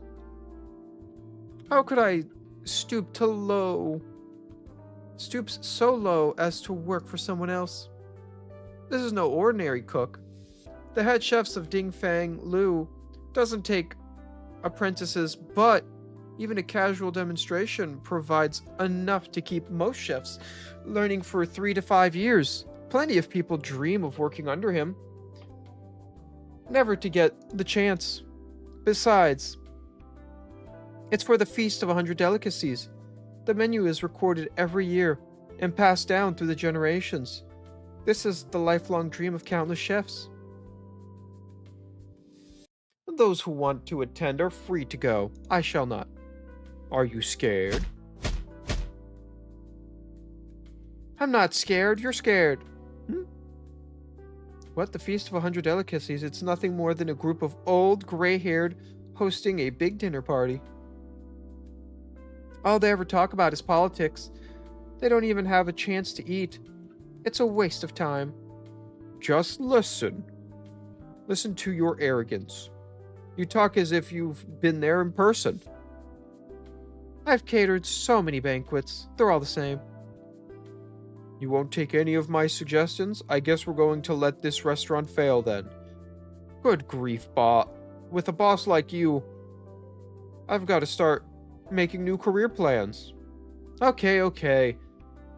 If it's just another 3,000 we need, I'll start making extra deliveries each day through the end of the month. You have no ambition as a chef. Don't you want the restaurant to do well? I'm not even sure why you opened it in the first place. People need to eat, which means there has to be someone to cook for them. As long as we have customers who want to eat my food, this restaurant will do just fine. More importantly, I promised I'd wait for a certain customer, and that one still haven't shown. I can't close shop yet. What customer do you need to wait for? It's just not time. A great stew demands patience. You have to add in all the ingredients at just the right time. There's no need to rush. Well, hello, welcome to the stream.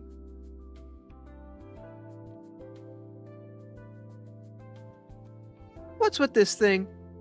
I can't get any channel. I want to watch the news. Hey, you're back! Indeed. Oh boy. Blaze, what problems are you gonna cause now? We know Blaze is gonna cause problems. What have you learned? I brought some food for you. I found a new restaurant today. The kitchen stinks to high heaven, but the cooking is pretty solid. Oh, right. There's one other thing. Today I found these snacks that my dad once sent me a long time ago. Who gave you permission to leave your room as you please? What? Seriously? I've been living off takeout for 3 days straight. I just wanted to go and grab a bite to eat. Is that not allowed? How many times have I told you? Your identity and status are extremely important. Your current situation is dreadfully tenuous. Are you taking this serious or not? Lynn! You are off your rockers. We already established the 3 rules. No one said I was confined to my room. I had a good life back at Rhodes Island, and then you showed up and told me my father's death was suspicious without giving any details. I came all the way here to Bizo, the place where my dad used to live, and you still haven't told me anything. You've made me stay in this room day after day, and now I have the gall to yell at me? Forgive me. I should have not scolded you. The current situation is not as I had anticipated. What situation? Is there anything I can do to help? I don't know. A lot of unexpected things happened in Bizo before we arrived. If you would aid me, then simply do what you can to avoid danger, understood? As for your father, I just happened to be handed that case a few years ago.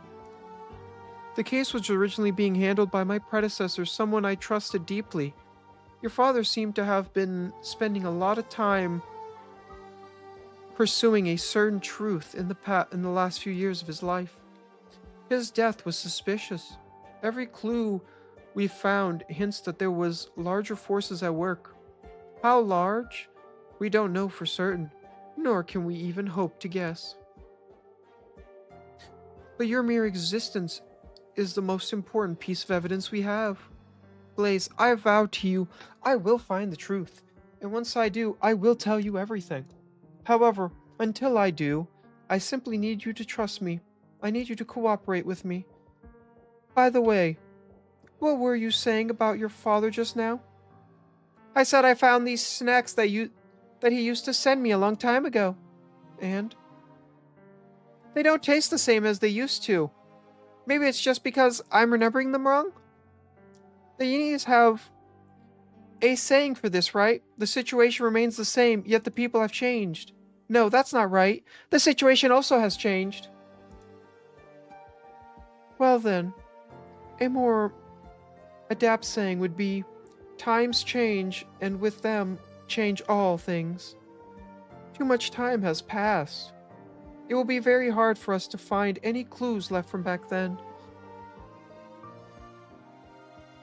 But these are in fact one of the few things I've found in Bizo that relate to my father. When I lived with my mother in Victoria, my dad would send them to me from time to time. I figured that by the time I got my disease under control and figured out what I really believe in, my dad would be back in Victoria waiting for me to come home. Naive. Everyone longs for the sort of happy ending. But yet by the time I found a place that could treat my orpathy and finished... oh my god. And finished some of the things I had to do with my bunny My bunny's crew, my dad was gone. Before you came and found me, I thought my dad's death was an accident. I was sad, but there was nothing I could do about it. But if you're telling me my father was murdered, then that's an entirely different story. I need to learn the truth. I owe that to my father and myself. In all truth, I know very little about what happened to your father. Many of the old archives have been lost, and very little information can be extracted from what remains.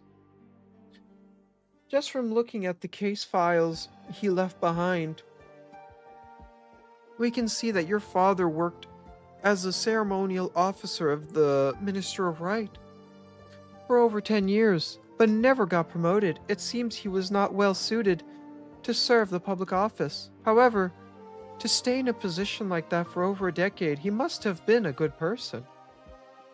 Good people also die. She walks over to the window, closes her eyes and rubs her temples. The faraway city lights are shimmering in the twilight. The years of wandering are long over. People today are moving from one stage of life to the next as the city guides them and runs right behind them. Many boundaries are blurred. Many high walls become thoroughfares. Many hurried footsteps pass over the paving stones. Not everyone is qualified to etch their name into the annals of history. Mission complete. Hey, Very precise and efficient command, Doctor. that was long. That was really long. I can't even lie to you guys. Like, for one, to be honest, usually events have longer things, and this one felt way longer. And you guys told me it was going to be longer.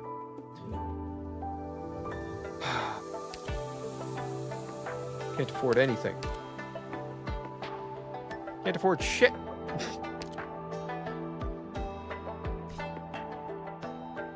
Okay, I want a challenge this time, so we are going to do a challenge. We're going to use no 6 stars. 4th squad? Use 4th squad. Oh wait, quick select. Blemishine will not disappoint. Okay. I'll use Krutz, because Krutz will be our main thing. We'll use her.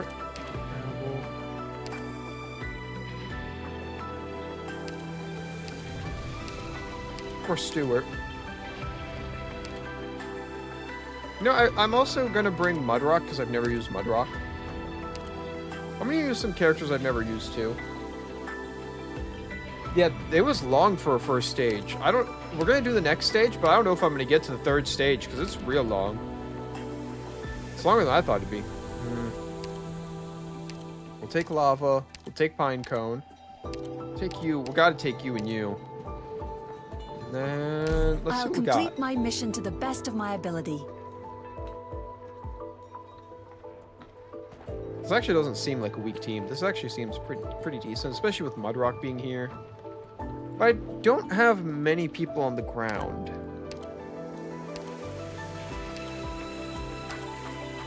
I need another person on the ground who can fight.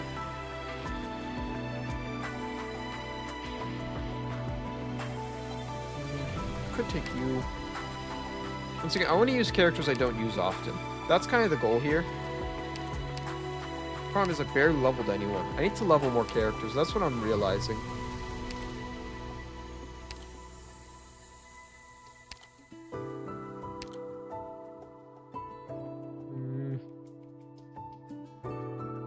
Could just put another defender. I'm ready. Yep. Oh shit, I forgot the skills. You know what? It's fine. I've never used Mudrock skill 1.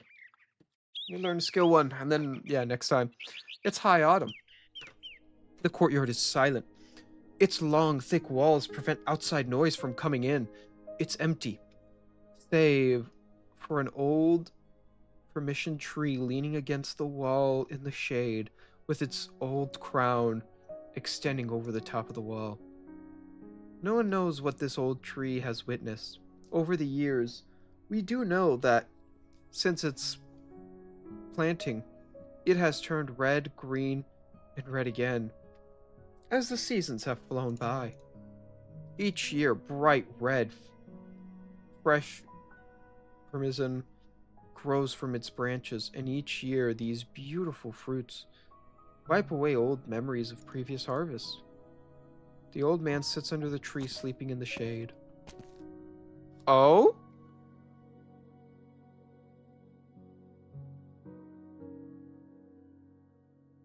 I have a feeling that this is gonna be a little long. Wait, isn't she God, I don't remember who she is. She was in Lunderman. She's in Lunderman, right? Was she the wife? No, she wasn't the wife.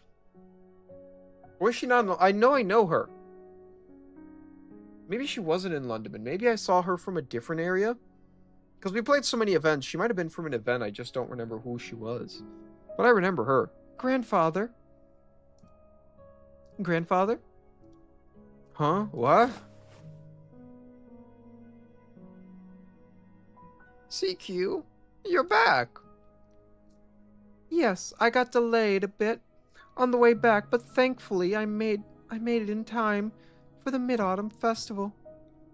I've been thinking a lot about these past few days. I've been watching the parmesans grow readier and readier. I was afraid that if I didn't come back soon, we wouldn't be able to eat them together this year. Aww. She's the girl of, like, whoever the hell it was, right? I'm not sure how many more harvests I will live to see. If you come back any later, you may not have may even see me here. Grandfather. Ninkyun decides not to crack any jokes, as she usually would have done. She looks at the old man closely. She sees to have a few new wrinkles on his forehead from before. The autumn wind blows suddenly, ruffling the old man's hair. We completed our trial of Dahung's first mobile plate last month. I finished up my work at the Ministry of Right for now, so they allowed me 2 weeks of vacation. You've worked really hard. I heard about what's going on in Dahung. As soon as they happened, I've detailed all my criticisms in my letter. I know you were involved in the disaster relief effort as well. But every Yanese Mandrid is duty-bound to protect the people. As the Assistant Minister of the Minister of Rights, you must take responsibility for poor management here. Oh my god, flashback. It was the event where we got Kroot's altar. The event where we got Kroot's altar, she is not married, but she's like dating one of the guys, right? At least that was the vibe, right? Deducting half a year's pay is letting you off easy. You have nothing to complain about. Of course, I shall not complain, and I take my error to heart. CQ, you must remember, do not force on what you've already done. Focus on what you still have yet to do. As a minister, as a magistrate, you must carry out your orders of your supervisor while winning over and maintaining the trust of those below you, the citizens. In your position, everything you do is only what was expected of you first place. However,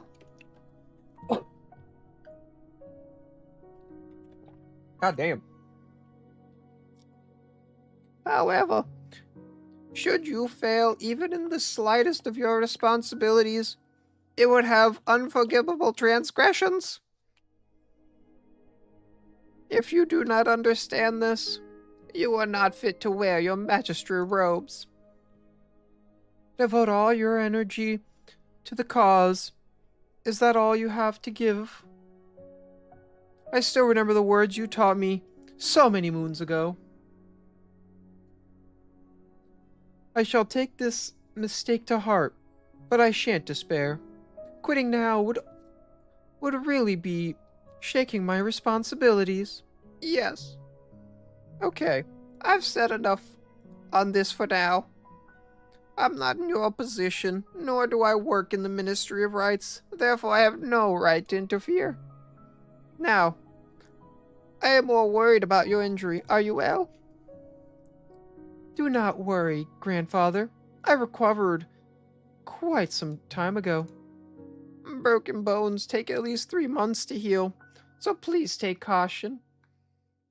In a few days, after you get settled, make the time to go see a doctor. An old friend of mine gave me medicine patches. I'll give you some to take back home with you. Very well, grandfather. You kids are always making me worry.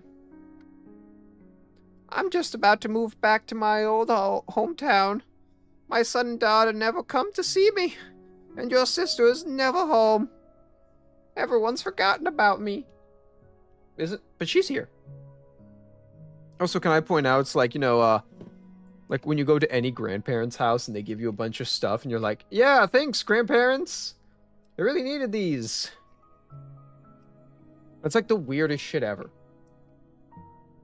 Like, he's giving her medical patches, but like, because someone recommended it to us, like, what? I guess nowadays it's more like, I'm gonna be honest with you, I think it's more like Temu stuff that like grandparents give. They find like the weirdest things on Temu or, some random website and buy, and it's like, why? Did you buy this? But you can't say that because they don't well, I say it. To be honest, I say directly to my grandparents. Why does anyone need this? And they look at me and like questioning and like, first of all, they don't speak English, so it's already a hard conversation because I semi-speak their language. And English is not, they know a little bit of English just because, lots of family members know English, so they're like slowly adapting, but very slowly, and I don't think they'll learn proper English by the time they pass away. But like, I don't know how to I can't talk to them properly. I know their language a little because, I grew up around it. They know English because I've grown up around, because they've talked to me. A lot of, all their grandkids speak English, so it's like a, that turn, the generational turn, where everyone now speaks English, but before, no one spoke English. This is an interesting thing, right? Yeah, grandparents always buy the weirdest things, and a lot of people won't tell them because you don't want to be mean to the old. I am a little more rude. I tell them straight to their face, like, why? Stop buying off this website. Especially when they buy, like, I remember I think it was my grandma. I believe it was my grandma. My grandma bought, like, headphones from one of those giant Chinese companies. I don't know if it was Temu or one of the 10,000 other ones that now exist. She bought them. She spent like $80 on them. When they came in, they didn't even work. You couldn't even connect to their Bluetooth because it was country locked. Like, literally the language, it didn't see my phone because it didn't see the right characters. So it was language locked. If your phone wasn't in, like, I think it was either Mandarin or Vietnamese or something like that. I don't know exactly what language it was. I can't easily tell because I don't speak them, or I definitely can't read them. And so I get all this stuff and I'm like, what do I do with this? And that, you can't send it back. There's no refunds on that stuff. So just $80 thrown into the drain. What you say about my sister sounds true. But as far as you being forgotten, forgive me, but these past few days, you've closed your doors to all visitors. Ah, this again. Kids these days. You don't have your priorities straight, do you? I haven't had a single moment of peace in this courtyard since the beginning of last month. The youth today are clever. Dare not knock on my door to offer me wine or tea. Instead, they started watering my flowers. My poor hydrangeas. I spent so long growing them, and these kids have already drowned 3 pots this year. Oh, okay, now that's just rude. You've had so many visitors lately. I'd wager the minister came and showed you the draft guest list of the feast, didn't he? It's rare to see the true Lung even once a year. I'm sure many would treasure the chance to learn the latest court gossip. I have no reason to meet the young lad. He's the minister. After all, what does he need my input for? Come now, grandfather. You served for decades in the Ministry of Right. Your achievements were many, and your legacy is secure. That's all in the past. If we keep focusing on the past, how will we deal with the present? Mr. Ning, your guest has arrived. I told you no visitors. Who is it anyways? He says he's the advisor of Yemen. Huh? The advisor of Yemen? Never heard of him. I don't care who he is. I said no visitors. I mean it. Grandfather, wait a moment. Might the advisor be here to see me? Is this your lover boy? Good sir, your master is not accepting visitors right now. Please come back another time. Please tell Ning, your master, that an old friend is here. Sir, no offense. By judging your age, are you sure you're not an old friend of the master's? It's true. I dare not make up stories. Sir, please be on your way. The master is not accepting any guests right now. If you really are an old friend, then I'm sure you wouldn't want to trouble, would you? No. Mr. Lang? Do you not recognize me? Miss Ning, it's been a while. I've heard you just returned to Baizo. I wanted to see you. Ling Zun's eyes shift to Miss Ning, to the figure standing behind the door, the kind old man. No, just stand here, QC. Invite your friend in for a bit. Well, isn't that a tone shift? Well.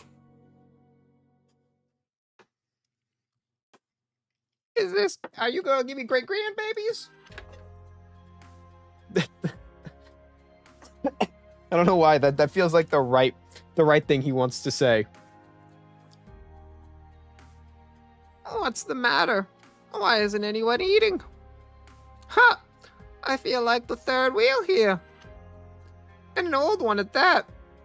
Maybe I'll just step away for a moment, and you two can enjoy your meal. No. You've got it all wrong. Let us kids who intrude on your Majesty's greatness. Grandfather, don't scare him like that. Haha, I'm only kidding. Lang, I assure you. When CQ was still in Shangshu, she used to write me letters talking about a magistrate there who was both supremely talented and dedicated to his people. Today I finally get to meet him. When did I? It's my birthday in 3 days. I wasn't planning on going through the trouble of organizing a grand party or anything. So today, eating dinner and chatting with you, two youngs, is how I will celebrate my birthday. Let us wish you many more years of good health and life to your greatness. Hear, hear, grandfather, many more returns. Alrighty, enough of that. Let's eat. How old are you? Lingzhu? I thought you were a magistrate from Shangshu. Why have I now heard you are the advisor of Yemen? And why have you traveled from Yemen all the way to Baizo? Yemen's journey was a long one, and the people once living in Yemen have been resettled in batches in different nomadic cities along the route as planned. The last group settled down in Baizo a few days ago. Wasn't Yemen patrolling the northwest corridor? How did you end up all the way back here in Baizo? Dear grandfather, have you forgotten? Yemen changed its route at the beginning of this year. The new route it was traveling on took it right to Baizo. As for why Yemen traveled to Baizo, surely you remember that. Ah, yes. Because that same old problem again. All those years of fighting and still no resolution. It's been so long since I retired, and sometimes I still hear the voices in my nightmares. It's giving me a headache. I need to go to bed. It's a problem that exists for several millennia now. It's time. Sometimes issues resolve with the passage of time. Other times, they get worse. Now I think we need to find a way to solve it, grandfather. Do you have any ideas? Me? Of course not. If I were to try and intervene, people would accuse me of being a dictator. Not necessarily. The ministers have been coming to see you every few days or so. He never mentioned this to you. Miss Ning, there are some things which your grandfather must keep private, you know. My granddaughter sure is direct, that's for sure. No matter, I'm an ordinary civilian now. I am free to speak as I please without fear of divulging secrets, because I do not know any secrets. As for this matter, however, I must defer and advise of the young. Well, Lang, what's your solution? I dare not propose any grand solution. However, there is one thing I do know. The best strategy is to disrupt our enemy's strategy. The best strategy is to counter your enemy's strategy. Got you, guy. You really thought this through. The best strategy is to disrupt your enemy's strategy? That makes sense. But if we've always followed this reasoning, the true Lang would not have started the Great Hunt 1,000 years ago, and the Yan would never have experienced millennium of prosperity. Times have changed, and the circumstances change. It's hard to compare things across different historical eras. That war 1,000 years ago was called the Great Hunt, but it wasn't really a hunt. It was the Yanese people wresting their future from the hands of the gods. Retreating even just a little bit would have resulted in their extinction. However, things are different now. We are operating from a place of strength. We can and must avoid the war at all costs. We cannot allow our soldiers and civilians to suffer any further. Ha ha! Very well said, young man. You are far more skilled than I was ever, that's for sure. Goodness, no. Forgive me for being so bold, your majesty greatness. You say war should be avoided, and I agree. Well then, sure you have an alternative strategy, right? A way to get the situation under control? No, I like the no. He likes the idea of that happening, but he has no plan. All right. Mr. Ning, another visitor has arrived. What's this now? She says she's the deputy minister of the Judicial Review Office with urgent business to discuss with you. She insists on coming in. The Judicial Review? I suppose I'll have to let her in. My sincerest apologies, but I must excuse myself for a moment. CQ, please continue chatting with our guest here. Make some babies. What? A deputy minister? You don't think it's Lin Kyung-yan, do you? You know her too? Anyone who deals with the Tenshi Bureau has at least heard of her. I've heard Ba Dangsha, the Blue Thunder Court, is a senior of the Shifu. She's skilled in Leifa and solves cases as quick as lightning. But I am not sure why she has come to see my grandfather.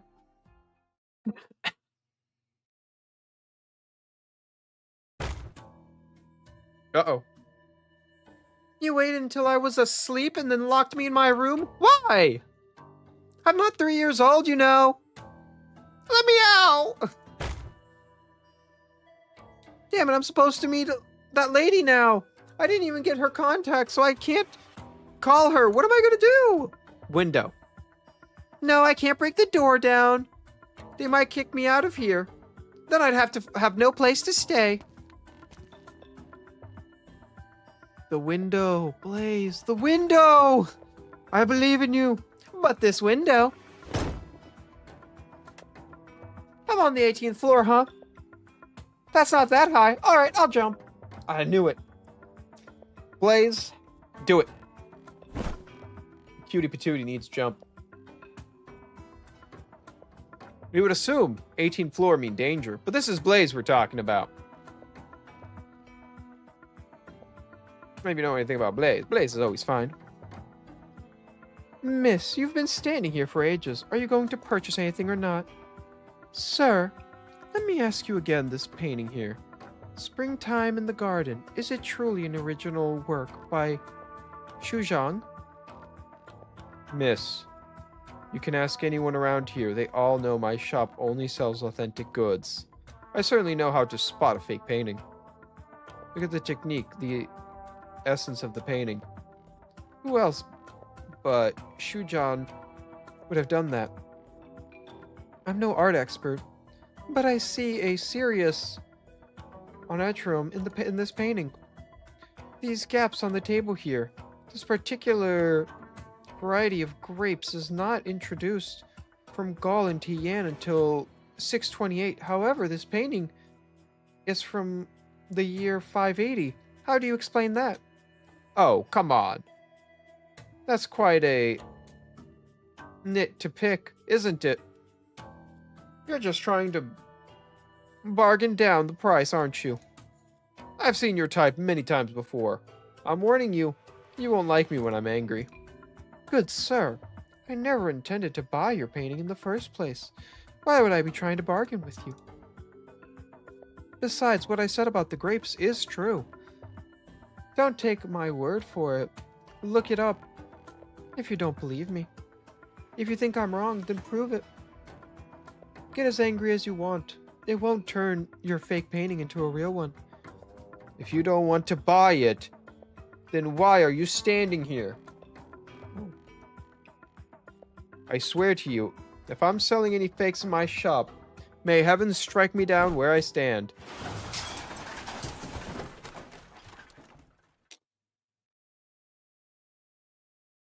Why is a canopy above the upper floors? Blaze? How did you... Haha, I'm not late, am I? May God strike me down. Oh, shit!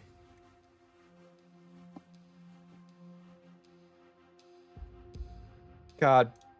Blaze, I do love you in a lot of ways. gonna be honest with you, Blaze is one of my favorite characters. I do not own any version of Blaze. One day we will. That is the dream, to one day own a version of Blaze. But today is not that day.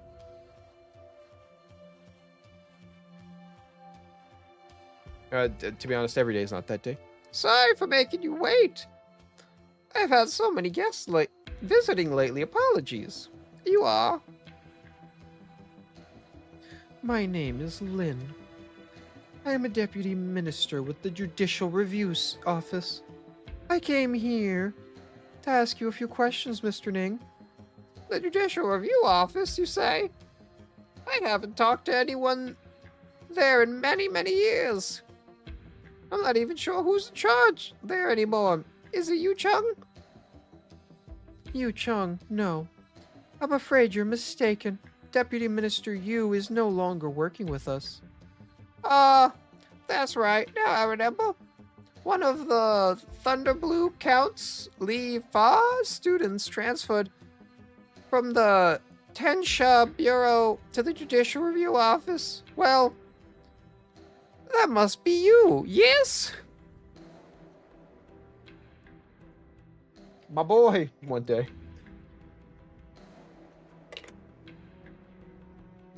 One day I'll own both Blazes. That'll be the day. I heard that Tensha Bao was transferred back to Baizo a while ago. Yeah,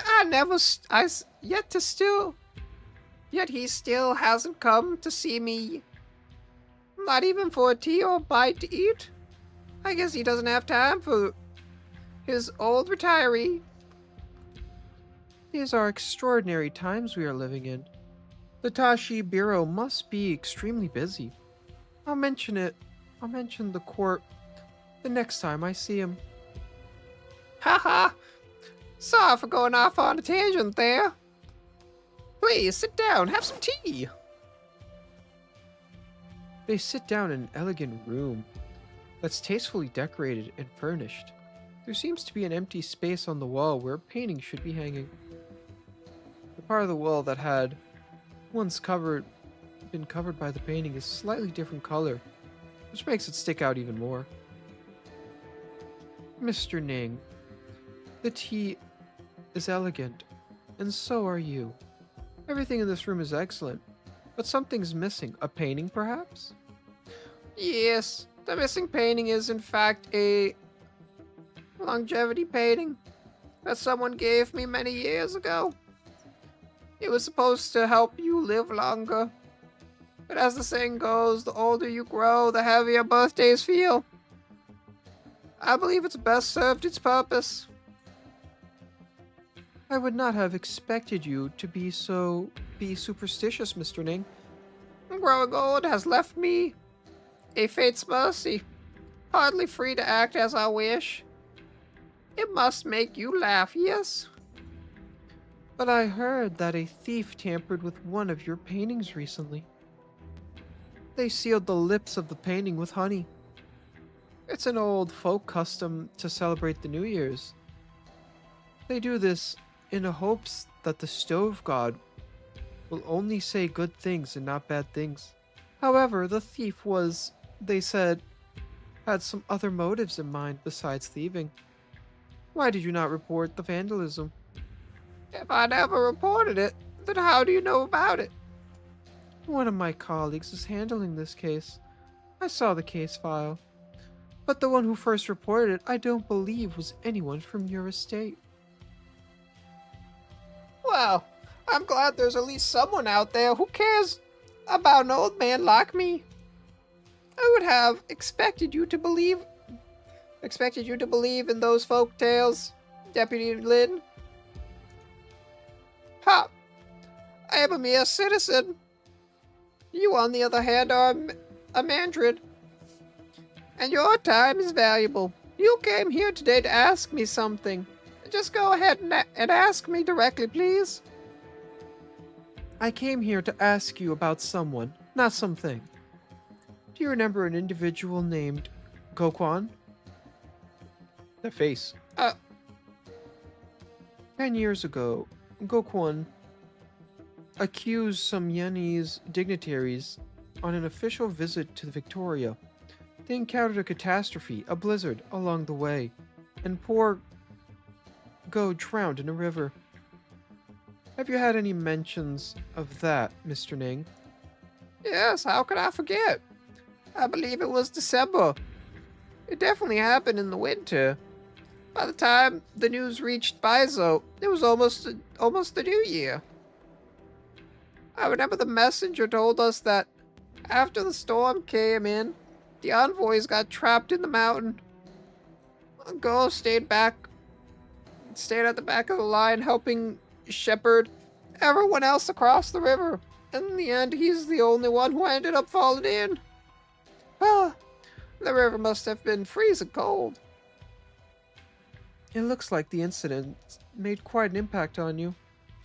Go was a very good worker. He served the ministry very well.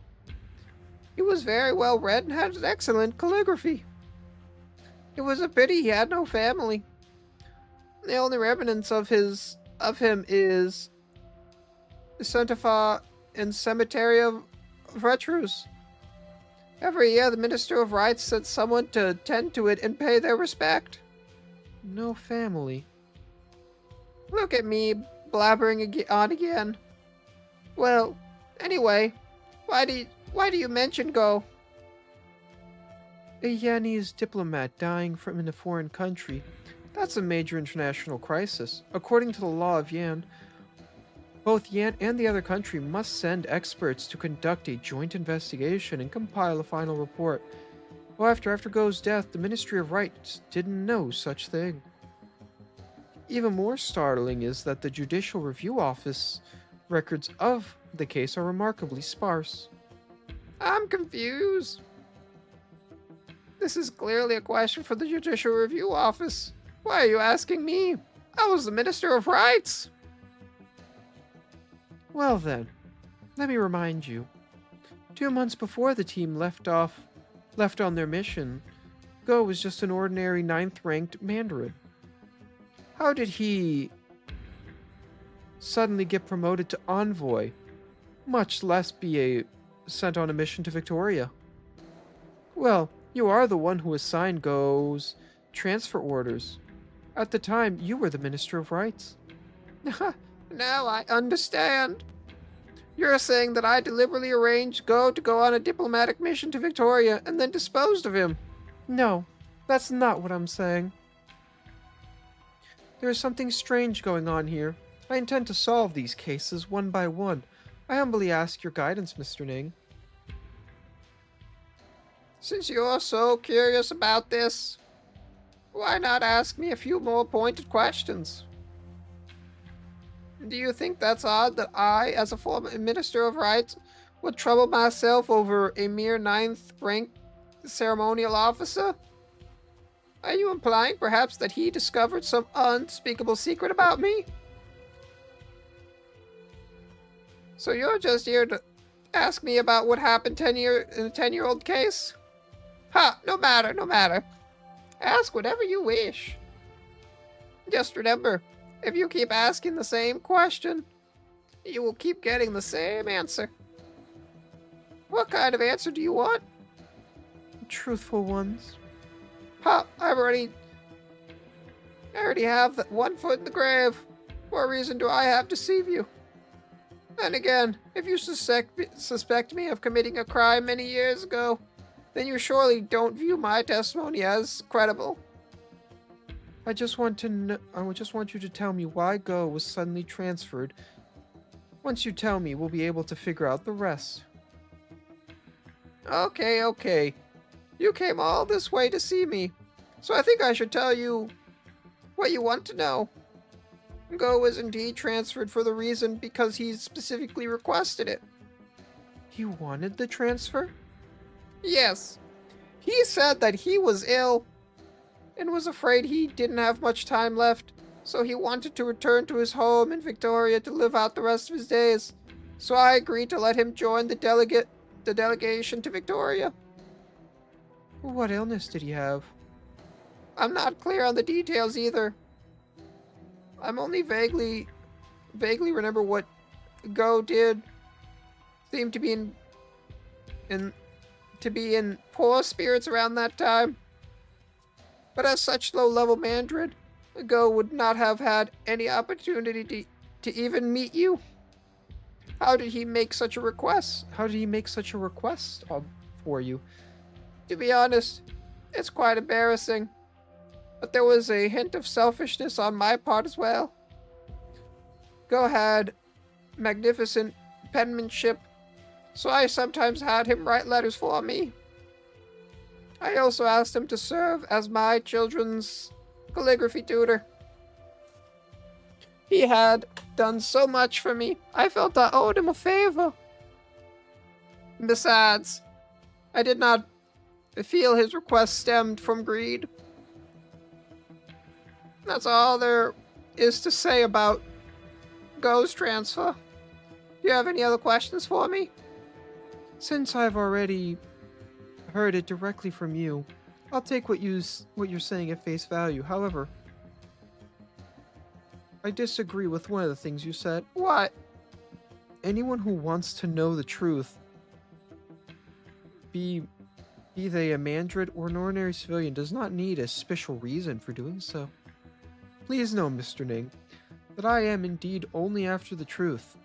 I have no other motives. Now I shall take my leave, sir. Good day, madam. I don't think the old man's evil. Come on, he took in a child, right? Like, he doesn't feel like he'd be the evil kind. At least my opinion. Right? Doesn't make sense for him to be evil. Say, where's Lang? It's rather late, grandfather. I saw the young man out an hour ago. My word, you invited him in to have dinner. Then you have to have him wait there forever? 'Tis a poor way to treat a guest. Yes. Where are my manners? Tell him I apologize. And please let him know that he is welcome to come back any time. Next time, I will be a proper host and know him that much. Lang is a reasonable man. I am sure he'll understand. By the way, his name is Lang, right? Which Zhao is he? Which Zhao is that?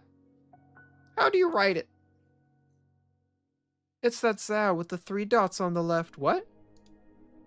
Oh. That one in Zhao Mi QE? A spray of spring gifted to you? Such a beautiful name. I'm rather fond of it.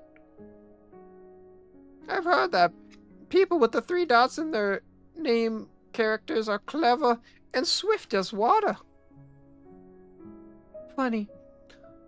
But the others all say he's as dull as a board.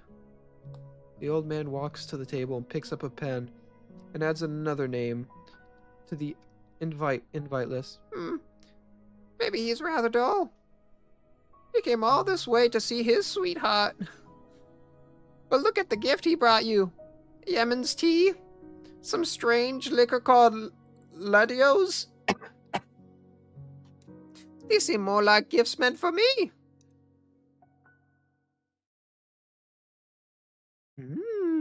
Like I said, lovers. Lynn, wait. Who's there? Lynn gets a strange feeling she rarely felt before. The woman with the sword advances to within Zong of Lynn. Yet she doesn't even notice her until she is standing right in front of her. Whoa! That uniform. You're an Imperial Guard. Huh? Oh, fight time! Malt sugar candy. Let's There go. was nothing Keep there an eye about on my food. back. I have some complaints. But first, Sacrificial position. Fang.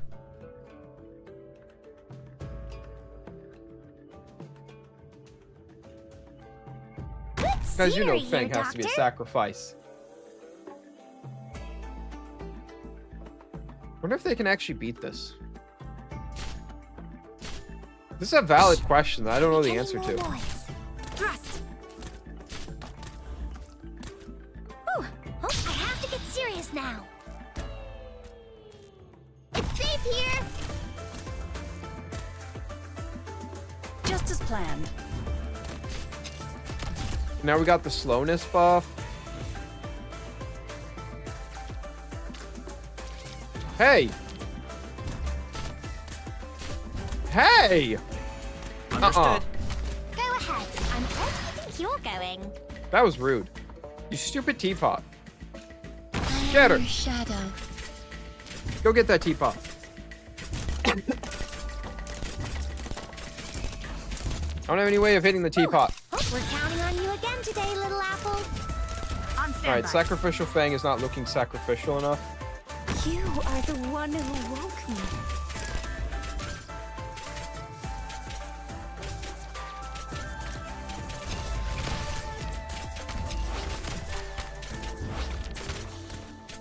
Freeze! Go ahead. Stop them now.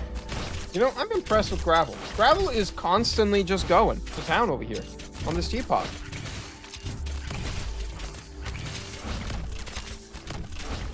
Oh, teapot's dead, guys. Freeze! I'll stay right here. Like it already, guys. Any orders for me? Okay.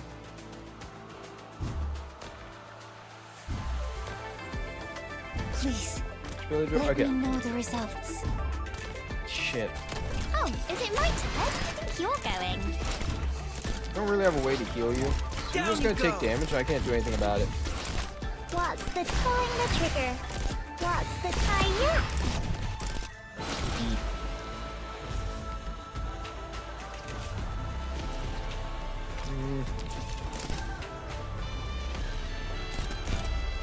Freeze! Guess I can put you there, right? Get serious now. Dragon? No, I want you to go this way. I want you to kill the teapots. The teapots are mean. Dude, these teapots are annoying.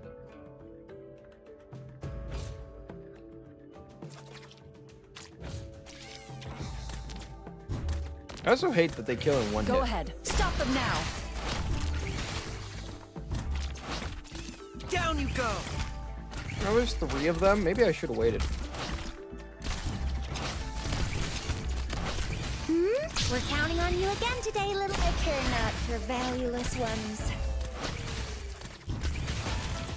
Charging. Aha! Stupid teapots. God damn it. They get this one. I can't stop them. They got that one. Fair and square. So, Sacrificial Fang. Freeze! Oh, is it my turn? Bye. Yep. I knew it was Sacrificial Fang time. Gather up, my rats.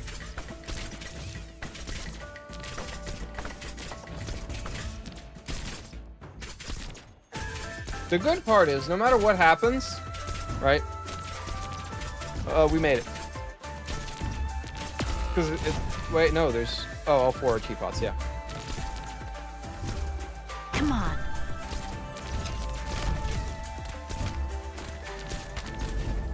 And now Lava's just doing, you know, the burst damage. Thunder, roar. Target locked.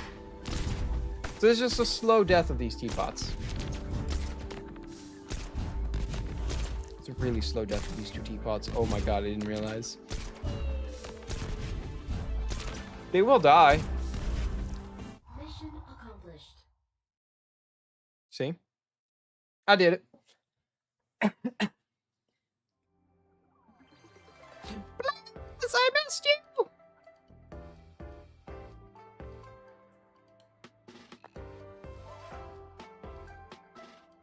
Blaze, what do you think of this one? Not bad. What I mean is, do you think these tangerine cakes taste like the ones you remember? Well, no, not exactly. They're still not as sweet as the ones I had before. They are also did not have quite the same mouthfeel. That's strange. This place uses traditional cooking methods. Their snacks are definitely authentic. They haven't changed their recipe in 100 years. 100 years?! Have tangerine cakes even been around that long? No, tangerine cakes are not quite that old, but many famous Baizo snacks do have quite a long history. The tangerine cakes you are looking for are actually invented by a scholar who came to Baizo to study in its early years. The scholar's hometown was famous for its tangerines. After he moved to Baizo, he missed those tangerines. It was too far to go home and get them, so he improvised. He smashed some old dried tangerine peels and made them into a dough. Added some sugar, shortening, and spices and baked them. It was a cheap and easy way to get his tangerine fix. He gave the recipe to his landlord in lieu to pay rent. He even wrote a small poem about them. These tangerine cakes are bright and fresh, just like the orange groves back at home. After the scholar passed the imperial examination in a Suman office, the tangerine cakes became famous. People began to view them as a symbol of homesickness. Interesting. Symbolic food. First time I've ever heard something like that. Yen has a vast land with many different climate zones, each with their own cash crop and produce. That's why there are so many different types of Yanese cuisines. You can trace all of Yan's history through its food. For example, Yan's four major cuisines match with the 4 great restaurants, which predate Baizo's transformation to a nomadic city. Cities develop, but flavors remain. It would be odd to find any snacks without its own bit of history behind it. One of my colleagues told me that there's so many different kinds of tanshis in Yan. You know so much about food. You must be some kind of tasty food tanshi, right? If there really was such an individual, someone who could use arts to transform stones into vegetables, that might be worth studying, huh? Alas, I am just an amateur foodie. I like to take notes on food I eat and its history. Over the years, I've compiled several notebooks full of such information. To put it in another way, Blaze, if there really was a better recipe for tangerine cakes out there, surely someone here would know about it. But I'm telling you, the one I had when I was younger, they were sweeter and just better. That really is rather odd. Traditional tangerine cakes emphasize the fresh essence of the tangerines, not the taste of their pulp. Very little sugar is used because the tangerine cakes are supposed to be a light snack. You're telling me you've eaten much sweeter tangerine cakes. I'm telling you that I've never heard of such a thing. Ooh. Maybe we can ask one of the chefs around here to try cooking up a batch with extra sugar so you can compare. But even if we do that, it doesn't prove that the sweeter variety of tangerine cakes ever actually existed before. What I want to know is, how did the taste of these tangerine cakes during their journey from Baizo to Victoria? I'm sure there's a story there somewhere. It seems you're just as much of a foodie as I am. I was afraid you'd get tired of tapseeing off all these restaurants. You're the guide. You lead, I follow. Alright, then. Let's keep looking. My word, look at the time. We should have lunch first. Huh? Lunch? Yes, it's lunchtime. Shouldn't we have some lunch? But I just finished eating snacks from 5 different restaurants. Oh my god. I can't get that high-pitched voice I do for Blaze every time right now.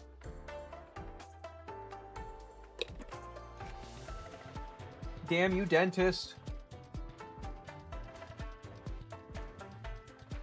Snacks are snacks, but lunch is lunch. You must have a proper lunch, you know. But I don't want my tummy. I don't think my tummy has any more room left for lunch. Ha!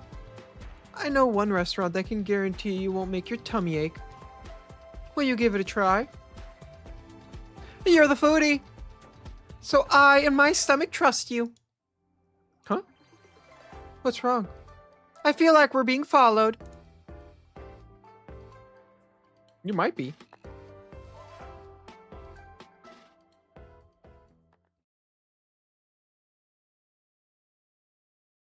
There's a good chance you are being followed. Oh. Oh. Yeah, this will be the last mission. Just so everyone knows, this is the last mission because I feel my jaw.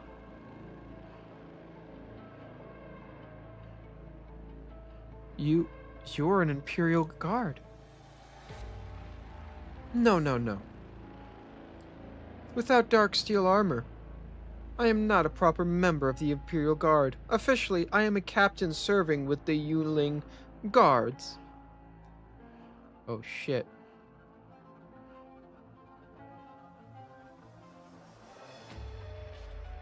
Yeah, okay. Deputy Minister Lin, I doubt you'd want to encounter anyone wearing dark steel armor. Certainly not in broad daylight. I once heard Tahi mention that there is a junior drill master serving in the ranks of the Imperial Guard's apprentices. She is very young, but skilled beyond her years. That must be you. You're the junior drill master. I guess Tahi still sores that I beat him in a couple matches last month. There's no need for name-calling, though. No matter. I'd like to ask you, what are you doing here? I'm investigating a case. Does that case have to do with anything with the former Minister of Rights? Has the Judicial Review Office issued a search warrant? You're just a drill master. You have no authority to question whatever warrants I may or may not have, do you? You have no authority to question my authority. Just answer my question, please. Very well. I heard you were on a long business trip recently. You left Baizo for a while, didn't you? That's right. I went to go question a witness in an old case and update case files. What case? From when? What witness? Why are you just investigating them now? I don't understand your line of questioning. If the Yuling Guards want to investigate the Judicial Office, I'll go submit the necessary documents immediately. If that still isn't enough for you, I can have the Minister of the Judicial Review Office report to Yuling Guards for questioning. No, questions have nothing to do with the Judicial Review. They only concern you, Deputy Minister Lin. So you went to investigate an old case. What did you learn? Too much time has passed, so the trial has gone cold. I didn't learn anything. Nothing? Really? Are you sure? Nothing. Alright, I believe you. However, remember that you are speaking to Yuling Guards here. Your answer carries great weight. Very good. I'm done discussing official business now. So you still have personal business you wish to discuss? Tahi, that dumb Forty, told me he doesn't have any friends in government. Well, you now count as one. Well, I want to warn you, don't stick your neck out for him. Your worries are unfounded. I'm just pursuing the truth here, as it is my job to do so. I'm not putting myself in any additional risk. Very good. Give Tahi my regards. Tahi? There are questions why I'm... They are questioning why I'm here? Well, why are the Yuling guards here? Their presence here, I think, is proof that I'm on the right track. Ooh. That's interesting. Phew. Boy, I'm stuffed. I never would have guessed that the roadside stand could have such good wontons. They're certainly better than the ones on Rhodes Island cafeteria freezer. I'm so stuffed I just want to take a nap right here. After eating all the greasy street food, a nice hefty bowl of wonton is the perfect thing to settle your stomach. The famous restaurant needs no introductions. As your guide in Baizo, I figured I'd share some of my favorite lesser-known food spots. Well, I'm lucky to have found such a great tour guide, thank you. Well, I'm also glad to have found a culinary companion. I tend to eat alone, which means I only order 1 or 2 entrees for myself. You know what they say, the more the merrier. Now that I'm here, we can order as much food as you want. Speaking of food, what is in these wontons anyways? They're fantastic! Just meat and celery. The key ingredient is the soup. Most places use shell beast, carver, or wonton soup to enhance the flavor. Unfortunately, the finest of the carver crowd out of the other flavors. This place uses soybean sprouts instead. This makes for a milder soup, which allows the flavor of the wontons to shine. The meat filling the wontons is fresh beast belly. After the wontons are cooked, the bits of fat will naturally seep into the soup. These wontons are light yet delicacies. They are made of high-quality ingredients, which are hard to find elsewhere. Well, do these wontons have a history? Do tell. Not really. I just really like this particular wonton shop, I guess. When I get writer's block, no need to... or need a little pick-me-up, I come here and eat a bowl of wonton. The shopkeep has been making wonton her whole life. She used to own this shop together with her husband. Her husband fell ill and passed away, leaving her to raise her children alone.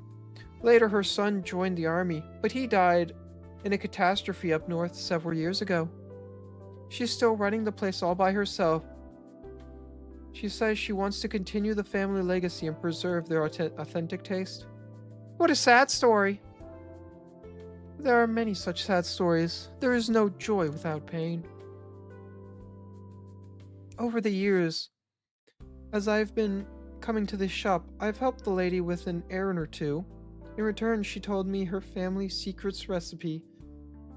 She hopes that one day, after she's gone, I can pass on her craft to the next generation. Aww. I have something I want to ask you.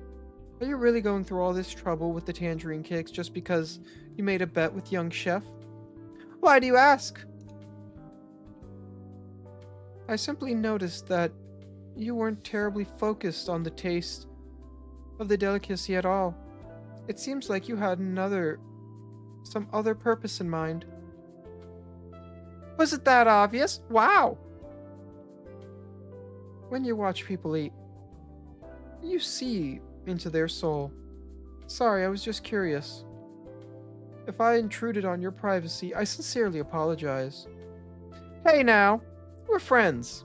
I'm not keeping secrets from you. You're right. I'm not really that concerned about the bet. These tangerine cakes, well, my father used to send them to me when he was living in Baizo. Your father was Yanese? Whatever. I don't have anything to hide from you. I grew up in Victoria. My father is Yanese. one year he suddenly returned from Yan for some reason. I never saw him again, and he died over a decade later in a land foreign to me. I'm sorry, Blaze. It's not your fault. Why do you keep apologizing?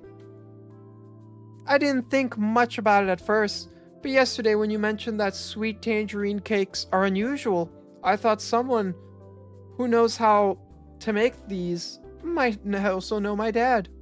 Your dad was also... He was also what? Oh, nothing. Well, I promise you that I will do everything in my power to help you find out the truth about your father. You're such a contradiction. So bold when you eat, yet so refined when you speak. When we're eating together, it's all good fun. We're good friends. Why do you turn into a different person as soon as you put down your chopsticks? Friends. And another thing. Why are you helping me look for these tangerine cakes in the first place? Well, I'm writing a book. Most cookbooks today only contain recipes from renowned chefs. Yet streets and countryside are full of unique delicacies that few people ever pay attention to. I hope to collect all these recipes into a book. Perhaps years later, people will read these books and learn of Baizo's unique cuisines. It's just a silly dream of mine. And also, what? I think I'll keep that a secret for now. Ooh.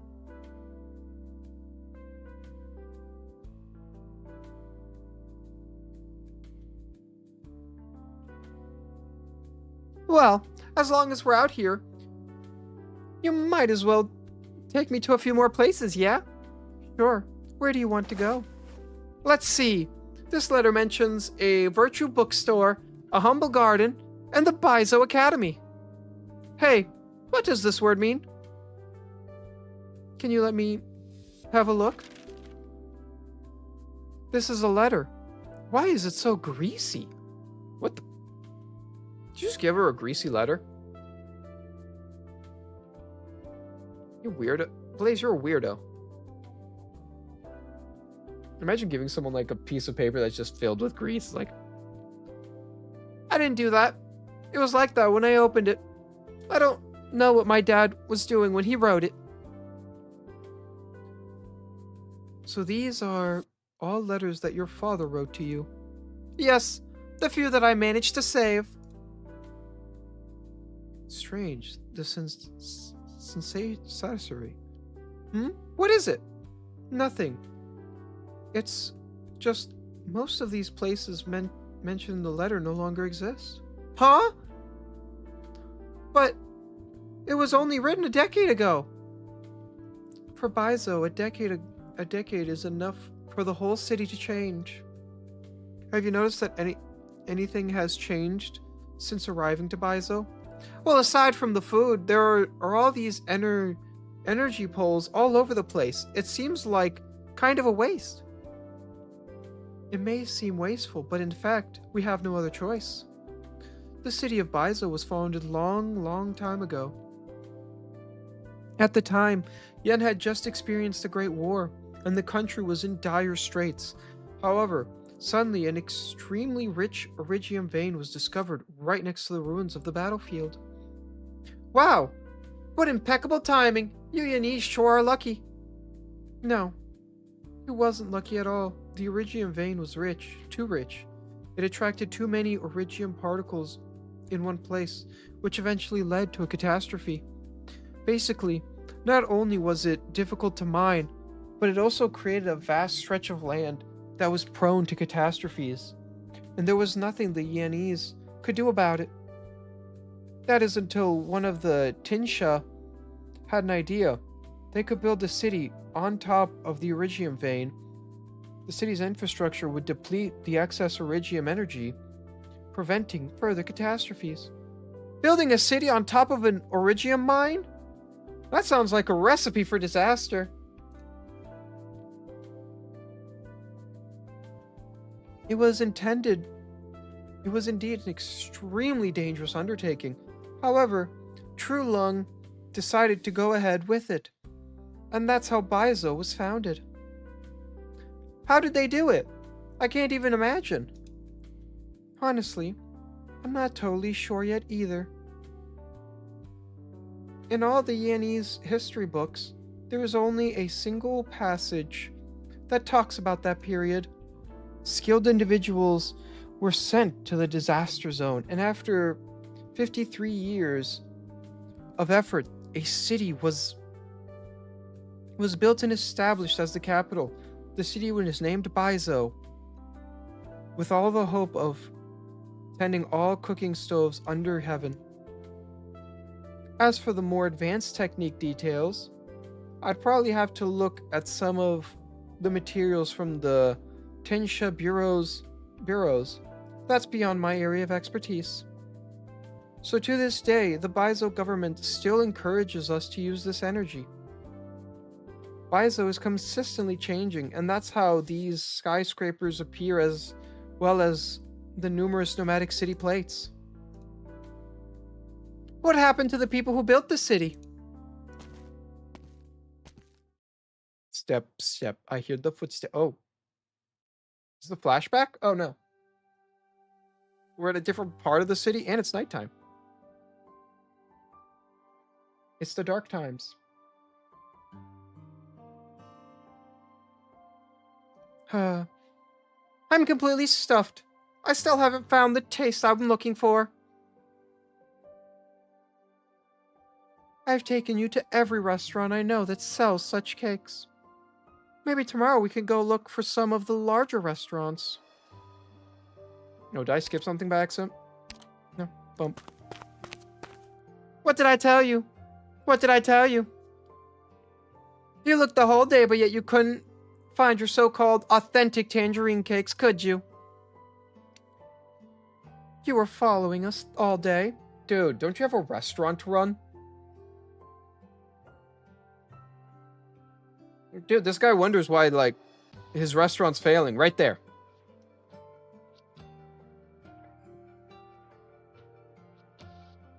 Homie's like, I gotta do this, I gotta do this. You were afraid we would find the better food, weren't you? Me? Afraid? Huh. I already told you before. If you're looking for the best chef in Baizo, you've already found him. If I can't cook it, no one else can. Blaze, I've tasted his food. It really is quite excellent. A rare treat. You really know how to flatter. Besides, you're arguing over the details and how a single pastry is made. How could that possibly be the standard for judging a chef's skill? Still, I can see that you, chef, are still curious about these tangerine cakes that Blazes talk about, are you not? Not really. How is that? You two set aside your bet, and we'll see where we can find some sweet tangerine cakes. That way, Blaze can find the tangerine cakes she's been looking for, and you, chef, will learn a new recipe. Sounds like a delightful agreement, no? Huh? What? What about my 1 month free meals? My cooking skills are so superb that no one can match them. But there are other chefs that I respect. If I had to name one in particular, it would be who? Chef of Ding Fang Lu, the highest rated of the 4 great restaurants.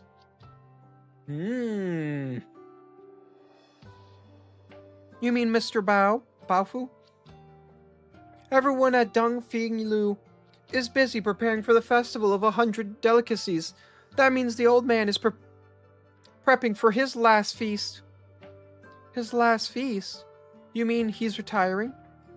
Who knows? That old man's been challenging people left and right lately, really showing off. Are you related to him? You know, I'm starting to get the vibe that, there's a relation.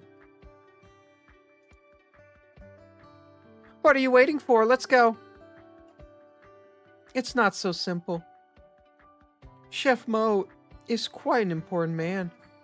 He is responsible for an entire feast. We can't bother him with trifling matters such as some tangerine cakes. The girl is clever, but she's only half right. If you really want to meet him, I have a way. Once again, I think you're like his son. Last month's receipts? No, not in this pocket.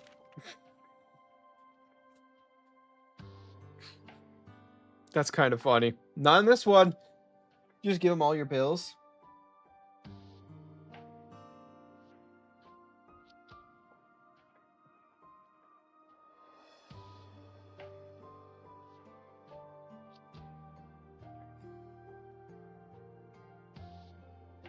Huh, here it is. An invitation to Ding Fang Lu chef selection. Blaze, we won't get many opportunities to meet Chef Mu. Then what are we waiting for? Whoever's going to compete, take me with you. As to who will be participating in the competition, you. Huh? What are you looking at me for? Guys, do you remember Blaze's one job? Well, a little pain's no big problem. I feel like Blaze forgot her one job. Don't stand out. And now she's about to be the center of a cooking competition. Only Blaze. Only Welcome Blaze. back, Doctor. You are in good condition. Please Dude, keep I got it 4 up. of these now. Dude, we gotta get ready. We gotta get ready for the next event, which is the event I'm really excited about because we get Wang. I don't even know who Wang is. I just find the name Wang funny. That's all it is. I find the name Wang funny. And now we need to get him. I have so much energy. We probably should... what do I get from this? They're the same thing. Okay.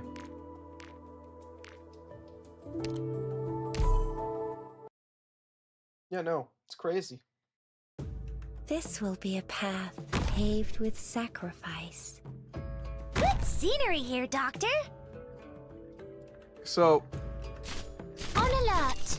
when is the Arknight me. stream? Is it... We're counting on you I again believe... today, Is the little Arknight stream apple. the 10th or the 9th? Orchid, I don't ready remember to which one move. was which. I remember people sent in Discord and I forgot. I won't lie to you. Got it. Stop still.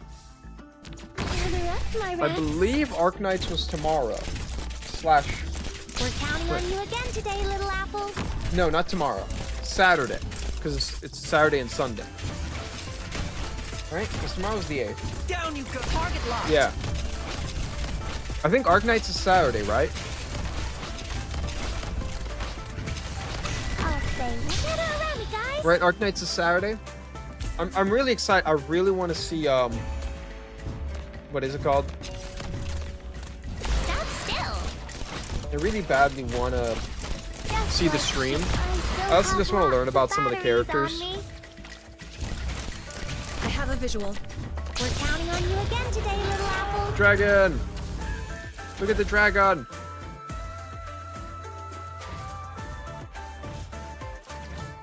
Ah, you couldn't take him, you stupid teapot. Stop them now. Freeze. Dude, the PC client is so excited because I've been using the Google Play client. That's the client I've been using, is the Google Play client. In position. And it's not bad, but every once in a while, every couple updates, it breaks. Show me if it's fun. So it's kind of annoying. And if they can make a good, if they make a much better client, One bullet each. Out of my way. so I don't know. Accomplished. Yeah, well, the Google A Play is the perfect one that job. I Looks like just we started can have using. a good rest today. So it's just the one I've continued using. But if they make an official one, dude, the Google Play one just has too many issues.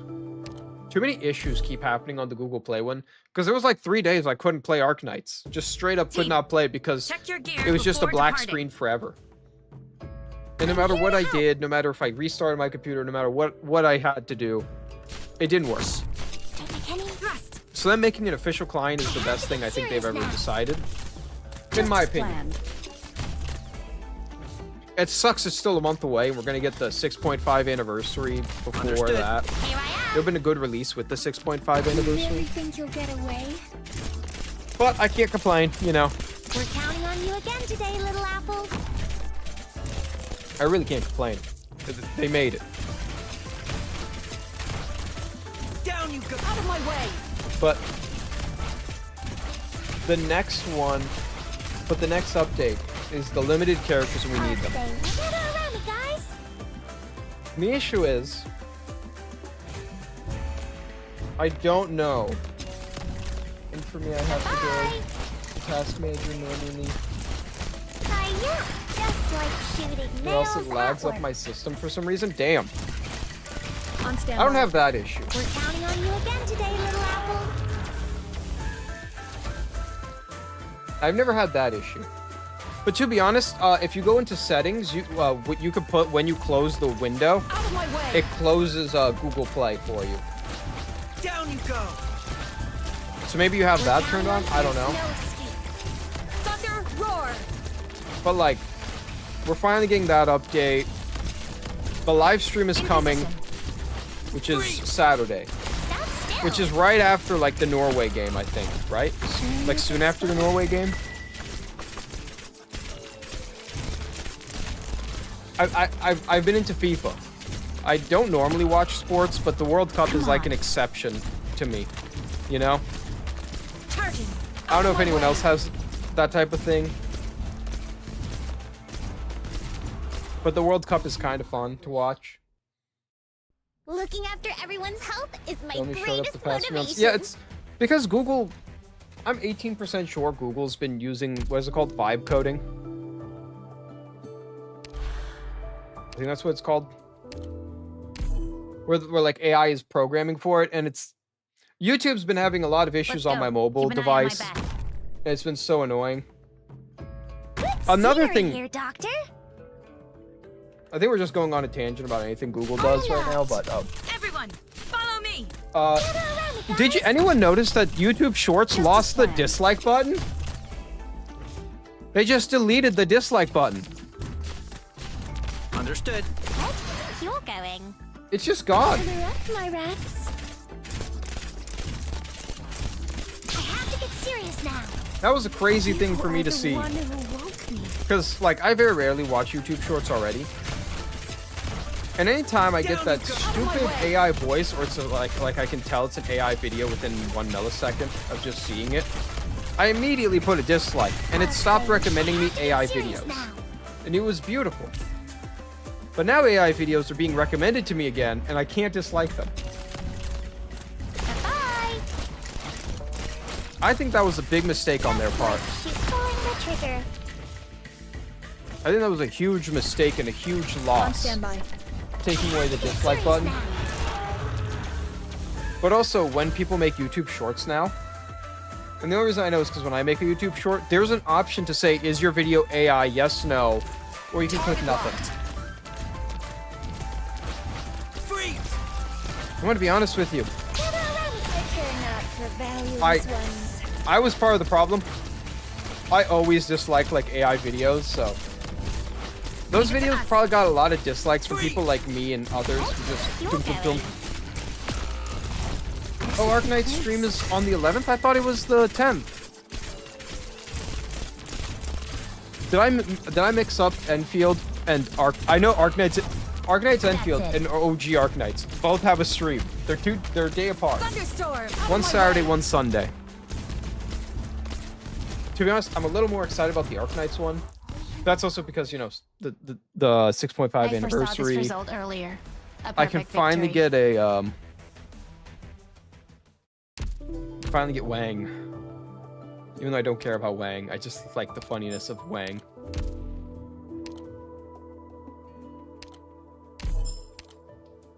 Now we own 4 of those. Huh. Oh, here you are.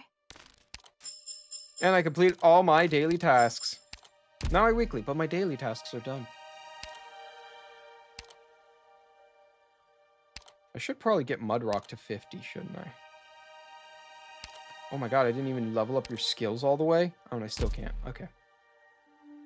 No, I didn't mean to do that. Sorry. I can get you to 7. No, we're only getting you to 50. I've had right a now. taste of how Rhodes Island fights Sorry, my before. bro. But, well, this still But I makes think- a great reference. I think trying to get other people to level 80 over Mudrock is better. Because I have good tanks. I like my 2 tanks.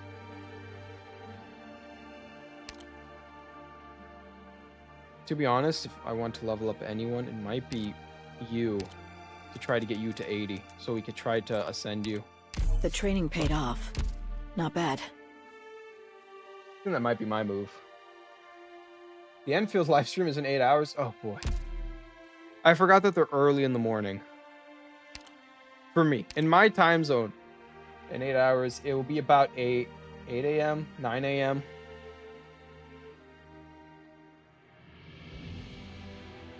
So like, I gotta wake up for it.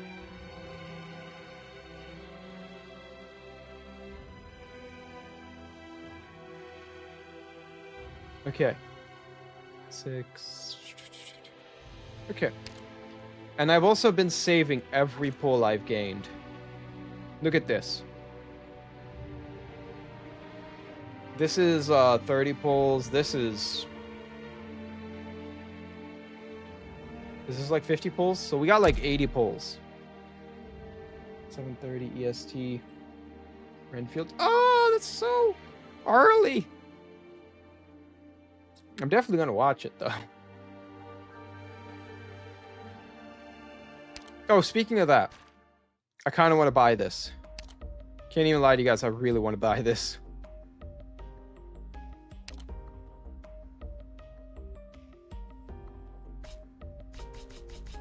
Kind of want to buy her. Because I've been waiting for like a cool character to show up in these. I have nothing to exchange. Now, I've been waiting for like an interesting or cool character that I like to show up, and I think this is it.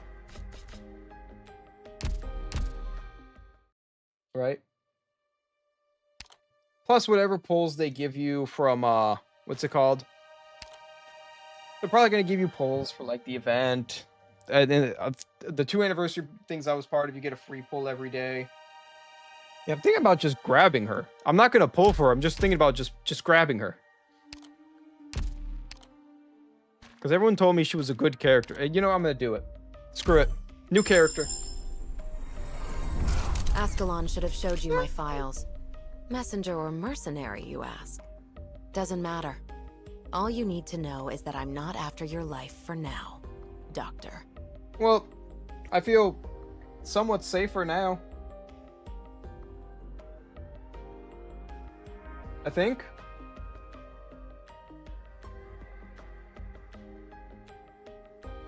I feel safer. I don't know.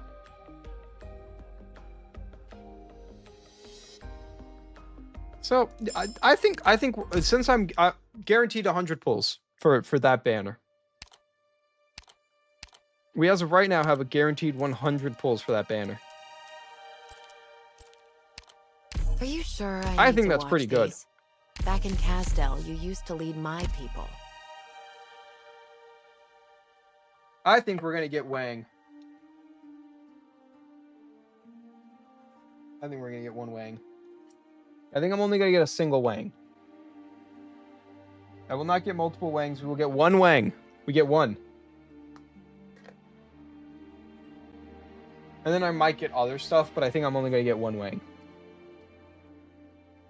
Fast redeploy. This might be my replacement. We'll have to see. For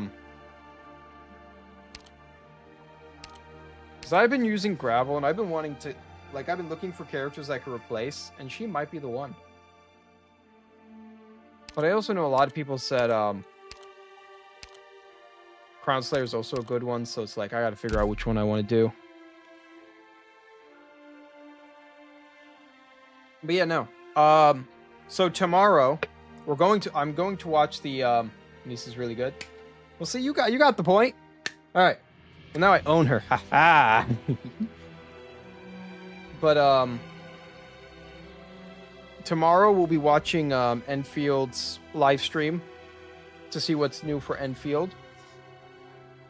And then we'll play more of this event. I'm going to continue this event, of course. Especially we're nowhere in this. I think this might be a multi many stream event.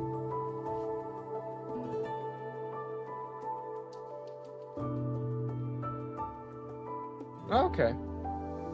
And also I am going to get like one more pull from this, you know. So we'll get one more pull from this thing. Probably get some other stuff from here. I think we'll be good. So tomorrow we'll be watching the Enfield stream and continuing this journey. I don't know how far we'll get. I'm hoping to get a little bit further than where we are now. Really am. But to be honest, these are long. Way longer than I thought they'd be. So, you know, I'm kind of... I don't know how to feel about that just because of how long they are. It may take us longer than I want it to take. But tomorrow we'll try to complete like another 3.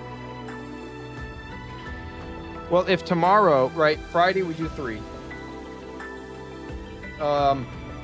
Let's say Sunday we do 3 and then Monday we do 3 or Tuesday we do 3. I think we should be good. Right? We should finish it.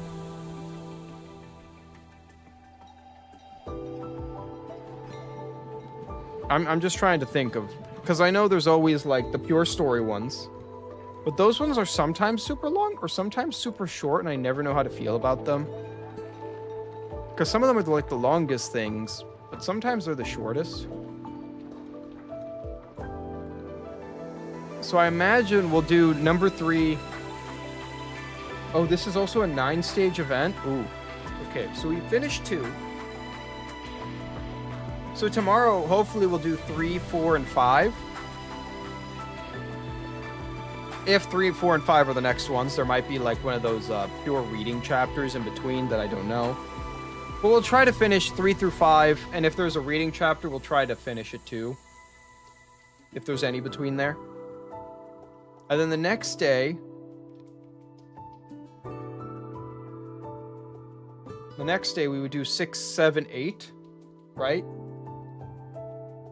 And then if there's any reading chapters between, I don't know where all the reading chapters are between. And then the last day we'll do 9 and the final reading chapter. Or not Wednesday, Monday. I'll be doing shorter streams, but more often, you know. That's gonna be the goal with this one because this story is so long. And my voice, until I get my porcelain tooth, which is not for like 3 weeks, I'm kind of stuck. Oh, okay. So then tomorrow we'll do 3, 4, 5, and then I think I'll try to do the story stage. That one's hit or miss. If it's after 5, we may do it, we may not do it. I'll try to do it so the story, we get further in the story faster. But I think this will be a 4-stream event just because I'm in a weird spot. My mouth is not correct. Like, I can't close my jaw correctly, which is such a weird feeling. I'll be honest with you. Not being able to close your jaw correctly is one of the weirdest statements I've ever made in my life. I don't really like it.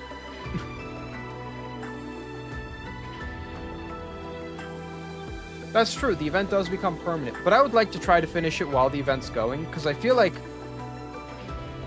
I don't know why, I feel like this event will lead to the next event. I just have that vibe, but I might be wrong. I could be completely off.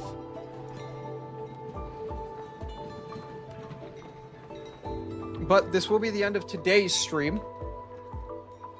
had wisdom tooth problems. No, I cracked a tooth. I cracked a tooth so bad that anytime like when I breathed, I could feel like, you know, that, what is it called? Like you know, when you breathe, when your tooth feels like that nerve pain. I don't know if anyone's ever had that. I don't know how to describe it better than like nerve pain, like your nerves being touched. So I cracked a tooth so bad, anytime I breathed, ate, or anything, it felt like someone was tickling my nerve. So they drilled out the top part of that tooth, where the crack was. They got to the point where like the crack was no longer on the tooth, and then they put some weird like epoxy. I'm gonna say epoxy. I don't know what it really is. So they gave me epoxy. They put it on there. You sat there with UV light for like ever. Dude, I didn't know getting one tooth drilled and putting epoxy on it took an hour. That was long and painful. Especially the numbing solution they used barely worked. Like I felt the pins and needles, but it never truly numbed. I felt that weird, like, it's not numb, but it's semi-numb. But you could still feel pain. It's just pins and needles pain instead of, like, proper pain. It just felt wrong. So they either didn't use strong enough or... Yeah, they just didn't use strong enough on me. That's exactly what happened. They needed to use a stronger solution on me. Or they used a weaker solution. I don't know how that works. But that was an experience, and now for the rest of like, and you know, because they went in my mouth and opened my jaw, the left part of my mouth where they drilled, and it was one of those back teeth, one of the molars. I think it's called a molar. My molar was the thing they drilled, and so they had to open my jaw way wider. So now my jaw, I feel the pain every time I talk or do anything. And it's just inconvenient. And I don't like it. But, you know, this is more of like a muscle pain than like someone trying to hurt me pain. So I'm hoping that heals up soon. The problem is, the more I talk, the more it hurts. So I have to be very careful. Yeah, no. My experience right now is dentist is mean.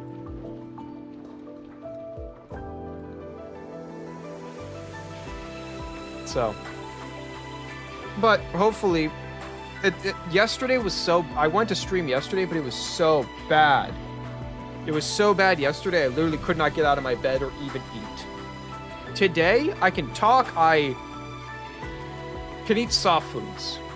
I can eat some stuff like bread. But like yesterday, even trying to eat a yogurt was so painful. And yogurt doesn't take chewing. But I had to open my mouth, and that was the painful part. But now we're good. I feel much better. It still hurts, but it's a lesser pain. Especially I slept for like, what was it? I think I slept for almost 16 hours.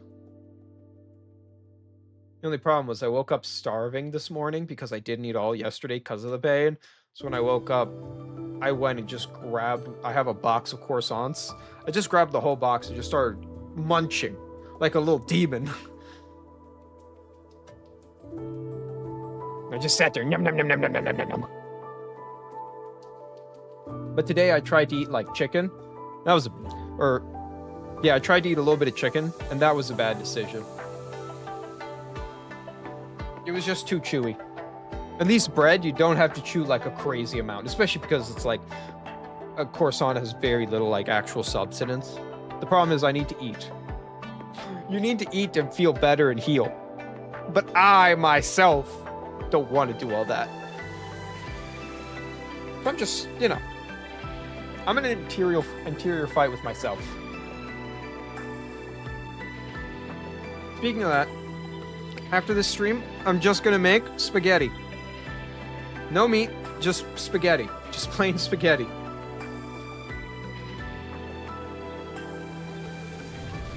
It's a food that's very easy to chew and could just go straight down the throat. I'll be fine. I hope. I just have to stick to foods that aren't chewy. And apparently I have to stay away from foods that are sticky. I don't know what sticky food, what counts as sticky food. But I have to stay away from that sticky food.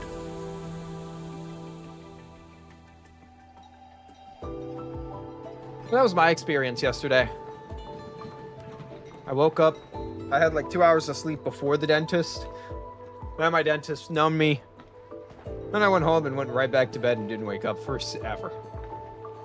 To be honest, I should have ate before the dentist. That would have been a smarter move on my part. But I did not know what I signed up for, so that's on me. And I had the box of croissants. I should just ate a bunch of croissants before I went there. But no dwelling on the past regrets. Just know, for the next week, 2 to 3 weeks, voices me trying to like make every voice maybe slightly off because my mouth is also slightly off. But it will get better. And then after the 3 weeks, they're going to put a porcelain top on my tooth. And I don't even know what that's going to encounter.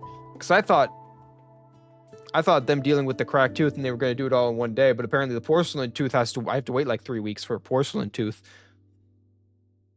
So that's going to suck on top of it. I have to go back there in like 3 weeks for them to do this again to my mouth.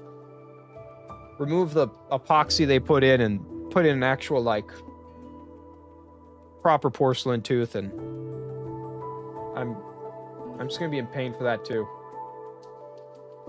The pain never ends.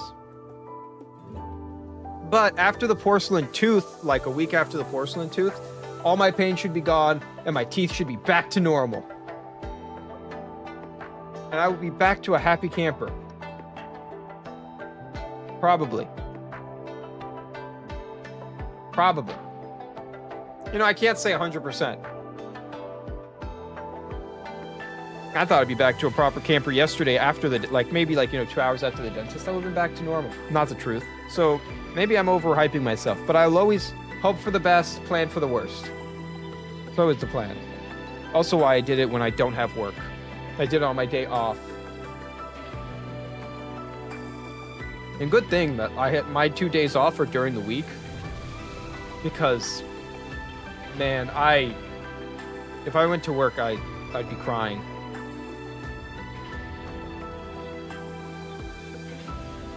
Don't get older.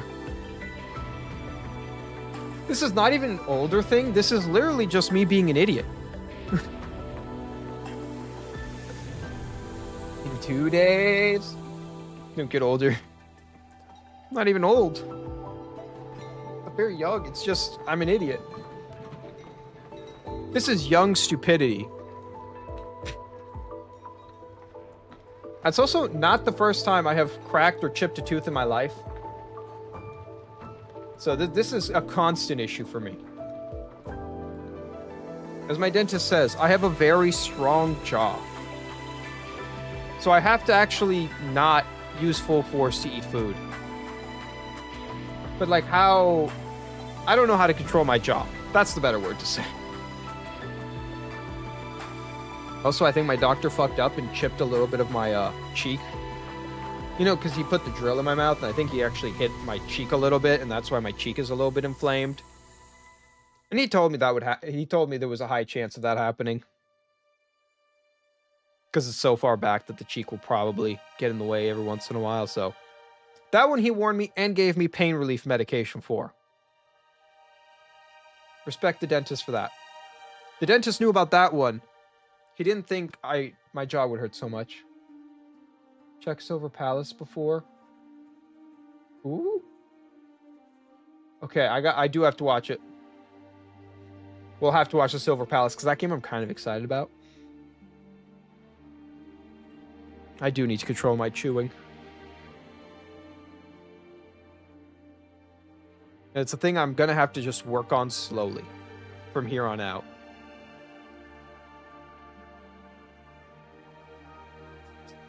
It's just a training thing now. But I will watch the Silver Palace. What a waste of time. I do want to see that. And then tomorrow, Enfield stream, and we'll be playing more of the event. The next, and I'll probably release like a short or something on YouTube of me watching the Silver Palace short. You know, why not release a short for a short? And then Sunday will be the Arc Knights stream and the new edition, and hopefully we'll finish it. But if we don't finish it, Monday we will. Monday 100% we'll finish the event. Then Tuesday I will take a rest. And then Wednesday the new one should be released, right? I think the new update should be out by then. Or it might be Wednesday, Thursday. I don't know what day that new event's supposed to come. And then we'll do that event. And I'm going to try to do that event a little fast, and then we could go into and do chapter... We could do this. We could finally start chapter 12. Because I still have a dream of trying to finish Act 2. Actually, no. We also have this to do. And I want to do the events as they say to do them. But that'll be all for today, guys. I hope you all enjoyed the stream. If you enjoyed the stream, maybe you leave a little follow on Twitch, and maybe a like and subscribe on YouTube. If you're watching this as a short, you don't have likes anymore, or dislikes anymore, so you can't tell me you didn't like my short. It's the dumbest thing to say, but it's true. But you can tell me if you liked or disliked the YouTube video. But it's time for my little rest time, even though I'm going to go make some spaghetti first, and then I'm going to go to bed. And I'm going to wake up, and I'm going to have to watch the Enfield. But have a good night, everyone. Sweet dreams, and I wish everyone the best on whatever pulls they're doing today, or tomorrow. And for the anniversary. You know, I'll wish you good pulls for the anniversary. That's the way to do it. I'm gonna bless everyone with good pulls. That's the hope.